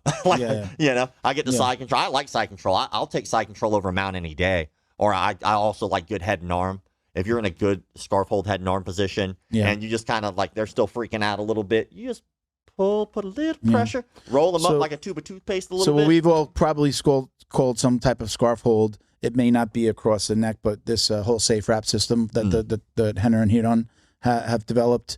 Any thoughts on that? I haven't really looked much into it. I think you might have told me a little bit about it on a phone call, but I didn't really look much into it. Like, I think that any education that we can get to police officers is fantastic. I'm shocked, to be honest, that that's another thing that isn't really required. Like, police officer doesn't necessarily have to have that type of training. And it's a shame because there's so many programs out there now that do this. Like BJJ Cops, he's actually out of Jacksonville, where I'm from. He travels and teaches seminars to Brennan. Brennan, he teaches these seminars. Great dude. Yeah. Like, I went to one. Have you ever been to a seminar? Not yet. No. He invited me to go. He actually invited me to train at his place too. So I should probably go do that. Yeah. Very cool. I went as a brown belt. We actually used to do the graphics for him. I think I mentioned it on one of the last podcasts. We used to do the graphics for him. Every city that he went to, we'd do a graphic for him. And I went to one that he went to down here in is it Hialeah? I think it's Hialeah. He's all over, man. He travels everywhere. Yeah, he came down. He did it with a cop that was a former Miami City police officer. We've had him on the show a couple times as well. Brendan, they came together. Brendan and I'm like horrible with names. I'm not. It's not like he's bad with names. Like I know there's something going on up here. Which my recall is. I'm having a problem with recall. Maybe it's me just getting older. I'm pretty good with everything, but I have a little tiny problem with it's on the tip of my tongue stuff. I got you. Actually, I got to figure that out. So when I don't remember, Freddie Trillo. See, I can do it. Freddie Trillo and Brennan de Oliveira. That marijuana smoke. And funny enough, I don't do any of that stuff. Like I don't hate. Like I'm not. It's nothing drug related. I never really did it until like my 30s. Like I didn't start until I was like 33 because I always had these bad experiences. Yeah. But I'll talk about that after. Yeah, I don't. You're making a point. I don't know if I don't know if it's me in my own head. Like, I got to remember that name, and then something in here goes, I'm not gonna let you remember that. So I don't know if I'm doing it to myself, which I kind of feel it's actually you got like a brain gremlin up there, like blocking the thought. Good luck. Yeah, like I literally, I ran into a friend's kid the other day, an adult child. I was walking my dog. There's a new restaurant downstairs. He was like hanging out with his friends, checking out the new building. And I've trained with his dad and him forever, and I can't remember his name. I couldn't even remember his dad, who's a friend of mine. I couldn't even remember his name, and I'm like. It's this little thing, but I think I put this own little I got to remember. Oh, he's right there. I'm going to say hello to him. I got to remember his name. And my brain goes, I'm not going to let you remember his name. memory is for rich people. You don't need that. So anyway, I'm good with everything else. Don't worry. So I don't even remember what the hell we were talking about. We were talking about Brennan. So just going to a class. Yeah, I went to Brennan and Freddie did Freddie Trillo went and Brendan went to his academy and he did one, and it was great because I almost always learned more sport jiu-jitsu. Maybe my first gym, 2 years, we were learning stand-up, we were doing Muay Thai, we were doing MMA classes, so you're on your feet, take them down, finish, little ground and pound, 4-ounce gloves or whatever, the 6-ounce gloves.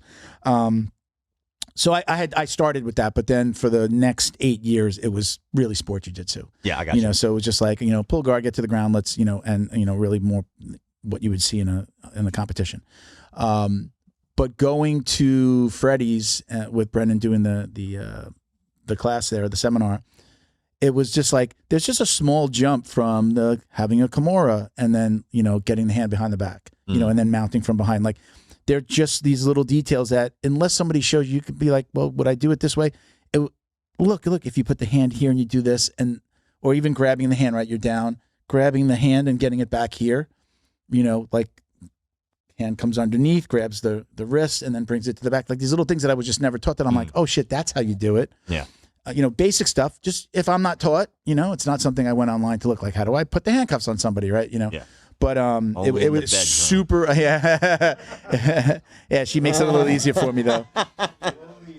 Everybody got a comment now, huh? Everybody wants to be on the podcast, huh?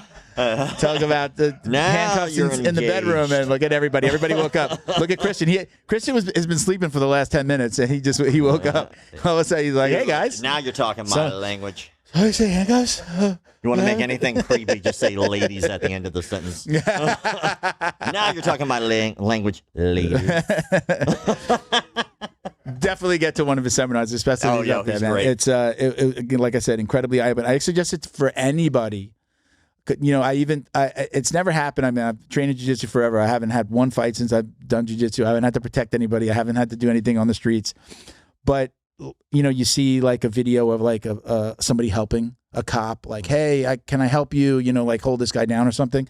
Actually, really knowing what to do. I'm like, I can actually really help this guy and do what he needs to do. The safe rap thing is interesting too because it takes away all of what we just said with the diaphragm. Like it takes away all that stuff.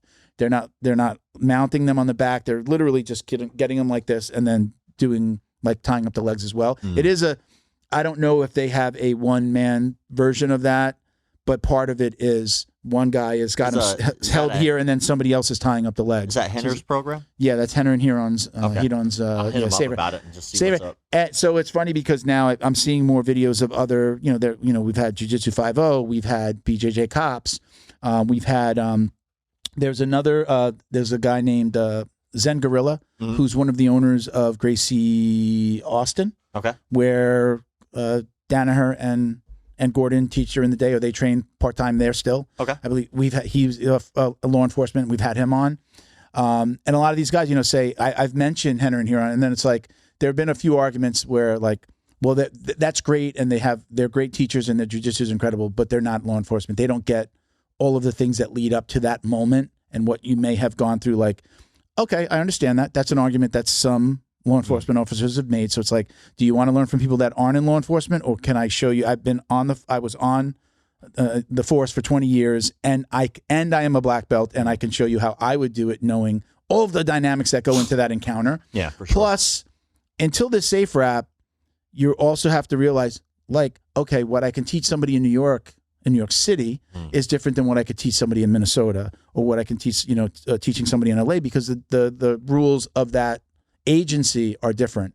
So understanding that, so a lot of these guys that are teaching are like coming at it from a perspective like, I did it here. I know, okay, when I go to teach you at your school, I need to understand what you're allowed and not allowed to do so that I could teach you what's right for you. But this safe wrap, basically, it takes all of those elements out, because they're not choking. It's not, any type of compression. It's not there, nothing, you're not mounting on the back. You're not mounting on the stomach. You're not, it just eliminates all those things that people complain about. And it's really just to get them to a cuffing position. And now you've got them on. I've been able to teach a couple seminars like over the years now. Like, luckily, McDojoLife kind of gives me the opportunity to do so. Yeah. But I'm thinking about like the next like group of seminars that I do. That's not gonna be the seminar, but I'm thinking just for giggles, just to see how it goes, I'm just gonna say that I'm doing oil check seminars, and that's like all I'm gonna teach. Like, all right, we're gonna get to this position and give it the old on an absolute try. It's funny that you said that, but just by the way, Joe Scargill, we talked about, I've got to talk to my coach about it. Did he steal my idea? Is he doing oil check No, seminars? no, I was just going to say he's talking about coming down and doing a seminar. He's just like, I'd love next time I come down, because cool. I think I mentioned it to you as well. It'd be great to have the three of us on. Yeah. And then, we've got three of the board members from Academy Safe talking about it as this thing progresses, and we can progresses and, start to give people more of an update of where we're at. And so he said, hey, when I come down, I'd love to do a seminar at your school. That's cool. Really cool. And, he's got a wrestling background. He's, a wrestling coach as well as a black belt. And obviously just, special agent in charge of the Jacksonville office. So he's up there. Cool. So we talked about that. So again, I don't know.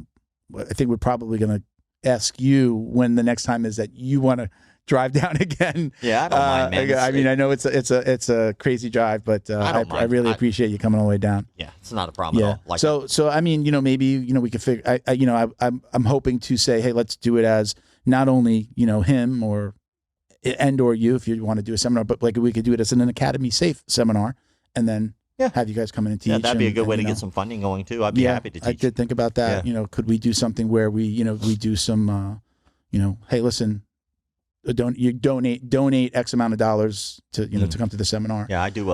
I typically when I teach stand up. So be a nice little tandem. Okay, yeah, it would be. I think you could do some stand up. He could do some wrestling, and I got some fun stuff that I like to do on the ground. Again, more the sports side of it. So it's just like, come to me. No, I got you. You seen those those Simpson? Meet your doom. Yeah, right. There's a lot of those Simpson. Come on, right? Yeah, right. That's that Simpson meme. So, last question I wanted to ask you is any updates on the movie? I know we've talked about some things. So, you want to give them? You want to give everybody an update on the documentary? Yeah, we've been. I think the weird part about filming a documentary is that it's not scripted. So it's not what people think. Like if I did a scripted film, I could like make that like there's 24-hour film festivals. Yeah. So like you can write a script out and make a movie and it's done. Documentaries don't work that way. Like let's say I'm documenting someone's presidency. How long do you think that's going to take to shoot?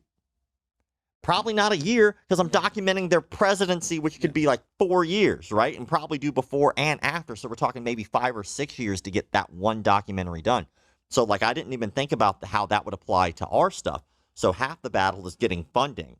And people are like, why don't you just ask Joe Rogan? He'll just give you money. You suck. That's not how anyone with money works. Like, it just, hey, brother, can I just borrow like $500,000? Joe's a listener. Like, Joe's a listener. Hey, work. Joe, give this guy some money. No. Like, that doesn't work that way. Like, and I try to avoid that crap at all costs. Like, I don't like asking for things. Like, I like asking for opinions and ideas, but I don't want to ask for money. That's weird. Most uncomfortable part of doing this. I hate it. Yeah, dude, it sucks. So, like, I wound up getting lucky, and I was having a conversation with Jocko. I think I've talked about this last time. And he was like, why didn't you ask me for money? I'm like, oh, I'm an idiot. Like, apparently you can just ask. So he became an executive producer of the movie. Sure. So then we, over the last year, had been going back and forth with a company that wanted to give us a full ride. They were going to give us the full thing. They were going to give us all the money we asked for, help us with equipment, help us with post, which is incredible. So it would help us with our editing process, the whole shebang. And as we're negotiating, we're getting closer to money. And we start getting closer and closer. Then we got to the point where it was like, all right, let's start writing out contracts. So they sent us over this contract that was the most ridiculous shit I'd ever seen in my life. They were like, hey, man, like, we want full creative control. We want full business control. And, oh, by the way, we kind of want to fire everyone that you have on your team. Ugh. And I was like, how about bite me? I'm never going to give you all of that. Like, it's never going to happen. And then they were like, well, how about if we give you like a list of everything we're thinking about in terms of direction for your film beforehand, and you can sign off on that. And if you agree, then maybe we can move forward from there. I was like, that's actually eliminates the creative control part, I was right? like, all right, let me just see. Expectations. Yeah, exactly. Like, let me see your business plan, and let me see what you plan on doing creatively. So they wind up sending it over, and we have like red lines. So red line, like, you get the thing, and you're like, this is what we want to do, and you basically red line that out, and you either have a question or a demand. Like, no, we're not going to do that. Yes, we're going to do this. Or why would you do that? We had to redline everything. And it was like a 4-page document. Like when you see a redacted thing online from the government, it's all black. My nose wants to bleed right now from thinking about reading that paperwork. So like on the paperwork, one of the things they wanted to do, they were like, you have to have something in there about absentee fatherism. And I was like, why? Like, that is the dumbest shit. Like, why would I do that? That doesn't make any sense. Like, this has nothing to do with that. They wanted to make it super political. They want us to go through a distribution service that was extremely political distribution service. I was like, this has nothing to do with politics. Like, if it comes up and it happens to be a part of the story, then yeah, but like to force it in was weird. So, but like, it's really, I don't know if you've ever had this happen to you or not, but when someone says, hey man, we'd like to give you $500,000, it's very hard to say no. Every day. Like, every day, I got to turn them down every day. But I'll be damned if you like fire my team. They wanted to fire my entertainment lawyer. I was like, you can't fire my lawyer. He's built in. So like, whenever it happened though, to give them the finger right off the bat to eliminate that first thing, I made every part of my team part owner of the IP. Okay. So I was like, now you can't fire them. Let's keep talking. Okay. And then they kept giving us with these. I was like, finally, I was like, we just can't do this. So we parted ways. So then, well, now we're like, well, shit, that could have paid for the whole thing. It could have already been done. But it would have not been the movie at all that people wanted. It would have said McDojo on there, but I promise you it would not have been what people wanted. So now we've been having a conversation with a company called 22 Summers. Okay. And 22 Summers is Idris Elba's production company. And like, our director happened to be working on a project with their head of creative development for something else. And they were like looking for more potential ideas, thoughts, IP. And then our thing came across their table, and we had 2 meetings so far. The first meeting, which was supposed to be 45 minutes, lasted an hour and a half. Second meeting, like, had no time. I think we were on there for like 2.5 hours. Yeah. And so now we sent them over the paperwork that they requested. And then now hopefully we'll see what happens with their back and forth contract negotiations. So, well, you know what? I mean, I don't know how involved Idris Elba is, but just the fact that I know that he started training Muay Thai a while back, I think for a movie, and he actually did he do it for a movie or he took a fight? I think he actually did one professional fight. But it's nice to know that at least there's somebody in the mix that understands martial arts at least a little bit. I mean, I don't know if he still trains or how long he's trained, again, but like, it's not like for stuff like that, it's his company, right? So chances are good I might not ever even talk to this dude. He might not. He's probably not part of the day-to-day. Who knows, right? Yeah. But the other part, that's like the business side, right? Because really when you're making like a project like this, you have business and you have creative. Yeah. So like the business is what I just told you about, right? But then you Yeah. still have to deal with the creative.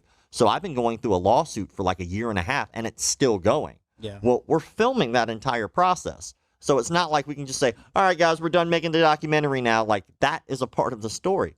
So we've been filming that whole process, and the guy is losing really badly, but that's like a part of what's going on. I still had to pay out an astronomical amount of money for lawyers. Yeah. Like, if you're a lawyer out there, I promise you're overpaid.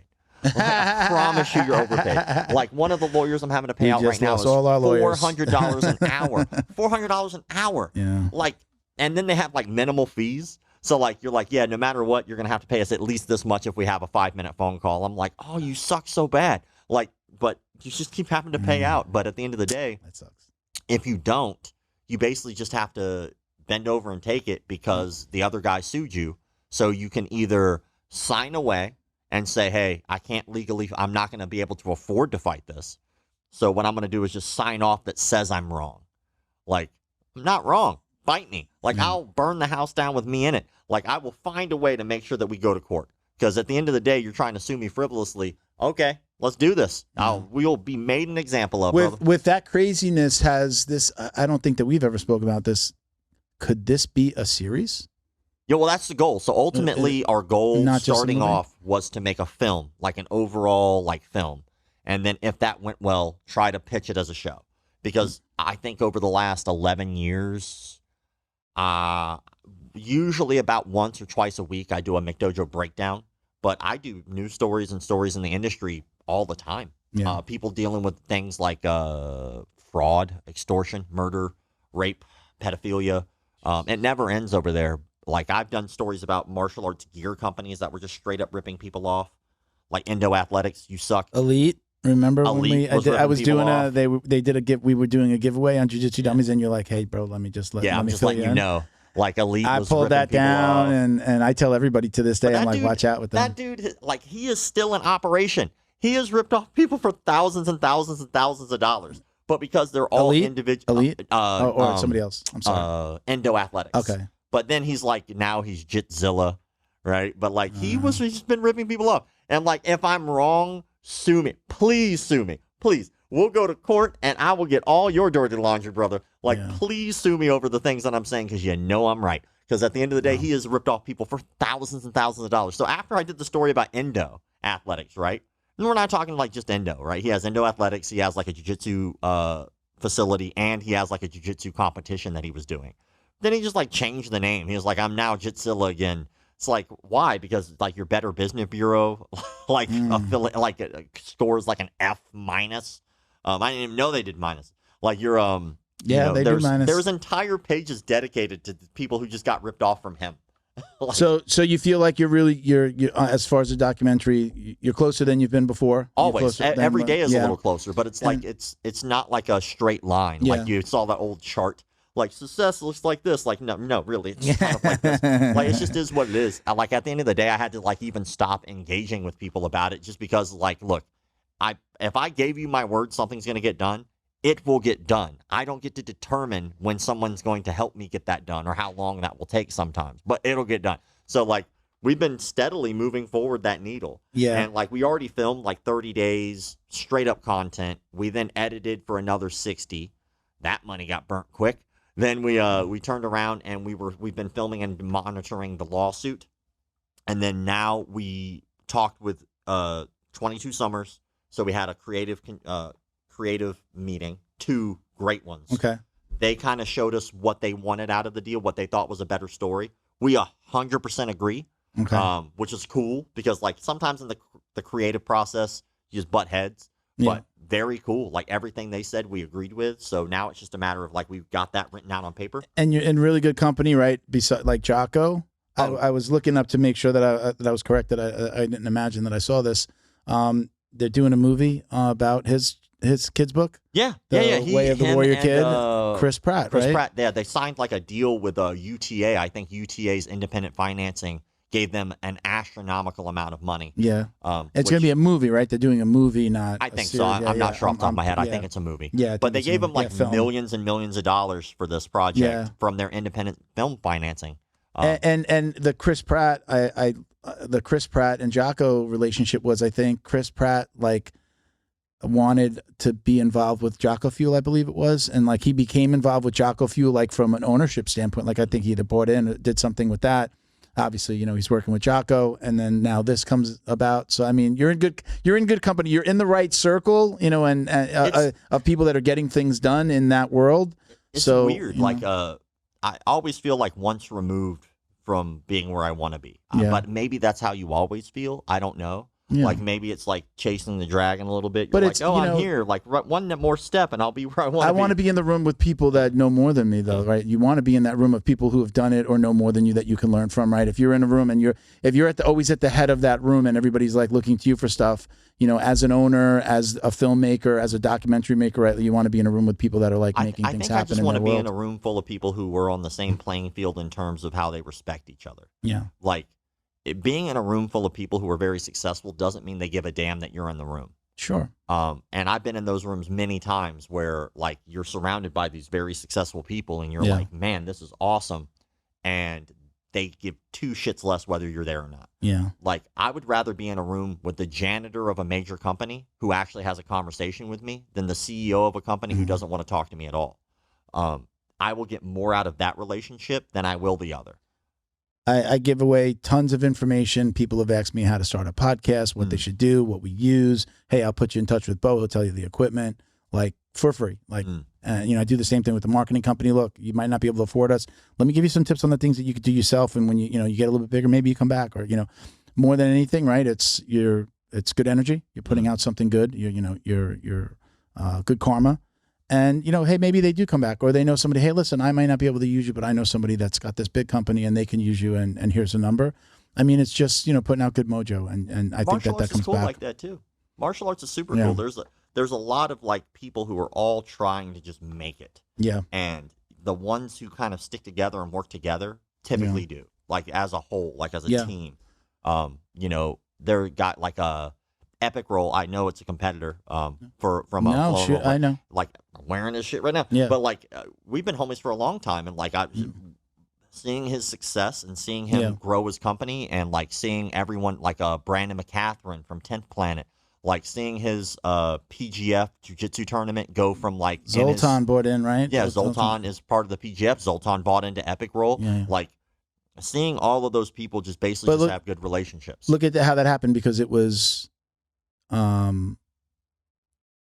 Brendan met Zoltan, or at least developed a bigger relationship because of Epic Roll, right? Because they both became involved with Epic Roll, and then Zoltan became involved with PGF, right? Like, you know, again, you're in the right room, right? You're in the right room, and then other things are happening. And in that's that, how in good that room. networking is. Like, and most people in the martial arts industry will give you the benefit of the doubt. Like, it seems like the industry in itself is very open to having conversations with other people in the industry. Yeah. You know, we can all relate to at least one thing. Yeah. You know, it's kind of like the old, you know, like you can learn from anybody on the mat, right? There might be a blue belt that's fucking been studying some video or buys every instructional and can actually teach you something. You should be willing at least to learn from anybody on the mat or anybody in the room. I do look at it like that. I mean, I think sometimes egos get in the way for people and they can't do that. But I'm like, I'm definitely one. I'm like, I'm a sponge. I'll learn from anybody. I love to teach as well and say, look, I see that you're about to make this mistake, man. Don't touch that. Don't touch that. I'm telling you, this is gonna go. You know, like, and I'm good at. I like doing that and telling somebody, look, if you just go this way, this is the one over here, man. Do this one. This is the good one, man. They always say that the white belt is the most dangerous person on the mat, right? They say that because they're spazzy and they might freak out and stuff like that. Well, like, isn't that what we're trying to study how to be better at? Is defending ourselves against dangerous people? Like, just because we're training doesn't mean I'm not going to learn something. Like. You know, I had a friend break an orbital bone. He was trying to pass a white belt's guard. He went to an open mat. Yeah. Just like he was out of town. He went to an affiliate, went to the open mat, white belt spazzing out, throws an up kick while he's trying to pass guard right in the orbital bone. Like, that sucks, but like that is a lesson learned, you know, like now you know. So, don't get kicked in the face. We're going to wrap it up. I know we got some other things that we're going to do after this, but appreciate you coming down again. Do you want to give anybody any other shout outs besides Epic Roll? No, man. Like, you know, what's been crazy is since I drove from Jacksonville to here with a like 4.5, 5 hour drive, right? My YouTube like gained an extra 2,000 subscribers. So like one of my videos is like doing really, really well right now. Yeah. So like that's where I'm sending people. If you want to follow McDojoLife, go to YouTube. Okay. That's how I make these Nice. dollars, damn it. Okay. I'm broke. Spending all my money helping these kids for free. Unlock the power of your online presence with Black Belt Digital Marketing. Their reputation management program ensures your Google business profile seen by more potential customers. Black Belt Digital Marketing is your full-service digital marketing agency specializing in local SEO and reputation management. Boost your business today. Visit bbdigitalmarketing.com. Your success is their priority. Special thank you to the crew over at Flow and Roll for all their support. Flow and Roll is renowned for their incredible no-gi rash guards, shorts, and leggings. Flow and Roll has quickly become the premier custom apparel provider for academies big and small throughout the United States. Reach out today to discuss your custom order and ask about their incredible pre-order program. You can send an email to flowandroll@gmail.com or visit their Instagram at flow_n_roll and shoot them a direct message. And yes, they can create an awesome custom gi for your academy as well. Visit flowandroll.com to check out their awesome designs, and while you're there, pick up a Jiu-Jitsu Dummy signature tee exclusively at flowandroll.com. And remember, you'll get 20% off your purchase of t-shirts, rash guards, or gis with code JJD. All right, so we're going to wrap it up with a couple of quick shout-outs. So shout out to our friends over at combatcbds.com. You get 20% off with code JJ. Code JJD. Words. BioPro Tech or bioproteintech.com. I think you work with them as well, right? I do, actually. And BioPro, my first, like they tell you on the package, right? You might have some, like, when you first start, you might see some of these, like, side effects. Like, my first day I took it, I did have a little bit of a headache. I did, like, a hot yoga, which could have been my food intake. It could have been a lot of things, right? But after that, I feel fantastic. Like, I've never been able to work out as much as I do now, unless I was in my 20s. Like, and they sent it to me. They were very like, hey, like, take a stab at it, see if you like it. Yeah. And then after, like, the first, like, I think 3 weeks of really getting into it, like, I could do 2 a days. And I haven't been able to do that in a long time. I love it. I'm very honest that when I was taking an over-the-counter testosterone pill, just one of these, after it was on Rogan and it was all those like roots and this and that. Well, I found one called Astroflave. Okay. And I was taking that and I felt good. I started taking this and he actually told me, he's like, don't stop taking what you're taking. Take this in combination with. And I'm very honest about it. I was a walking boner for like about 3 weeks.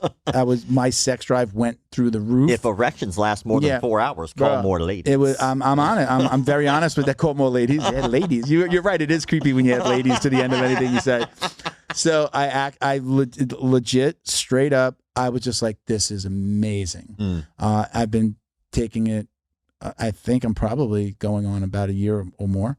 I take the BioPro and the Plus at night. Yeah, I'm about 4 months in right now. I don't take the evening stuff as much. I know that I'm probably supposed to take that like every, like they tell you to take it every day. I can tell the difference in my sleep. Yeah. I'm like, shit, I forgot to take it. My problem is I'm just paranoid about sleeping through things. Yeah. So like, I don't want to like. No, it's not. It's not that. It's definitely not like, oh my God, I'm so out. It's not like that. I find that I just fall asleep faster. Yeah, it feels like a melatonin is what it feels like to me. Sometimes I'm like I'm just like, man, I can't fall asleep. And I legit be like, shit, I forgot to take it. I can literally, like in that one moment, I can tell the difference in recovery for sure. Yeah. Like, I love it. So you can get $30 off with code JJD on regularly priced kits, and that would be your order is going to total more than $295. Thank you to the BJJ box, which is back as well. They're doing a quarterly box now, not the monthly anymore. You can check them out at thebjjbox.com and get 20%. I said it wrong last episode. I said 20 because our first code was $10 off with code JJD10. He's updated that code and JJD20 to 20% off. Okay, so check them out. You can check us out at Jiu-Jitsu Dummies on Instagram, on Facebook, and then Jiu-Jitsu Dummies Podcast on YouTube and TikTok. And my personal IG is Uncle Milty BJJ on IG. McDojoLife on everything except for Reddit. Because if you're listening, you suck.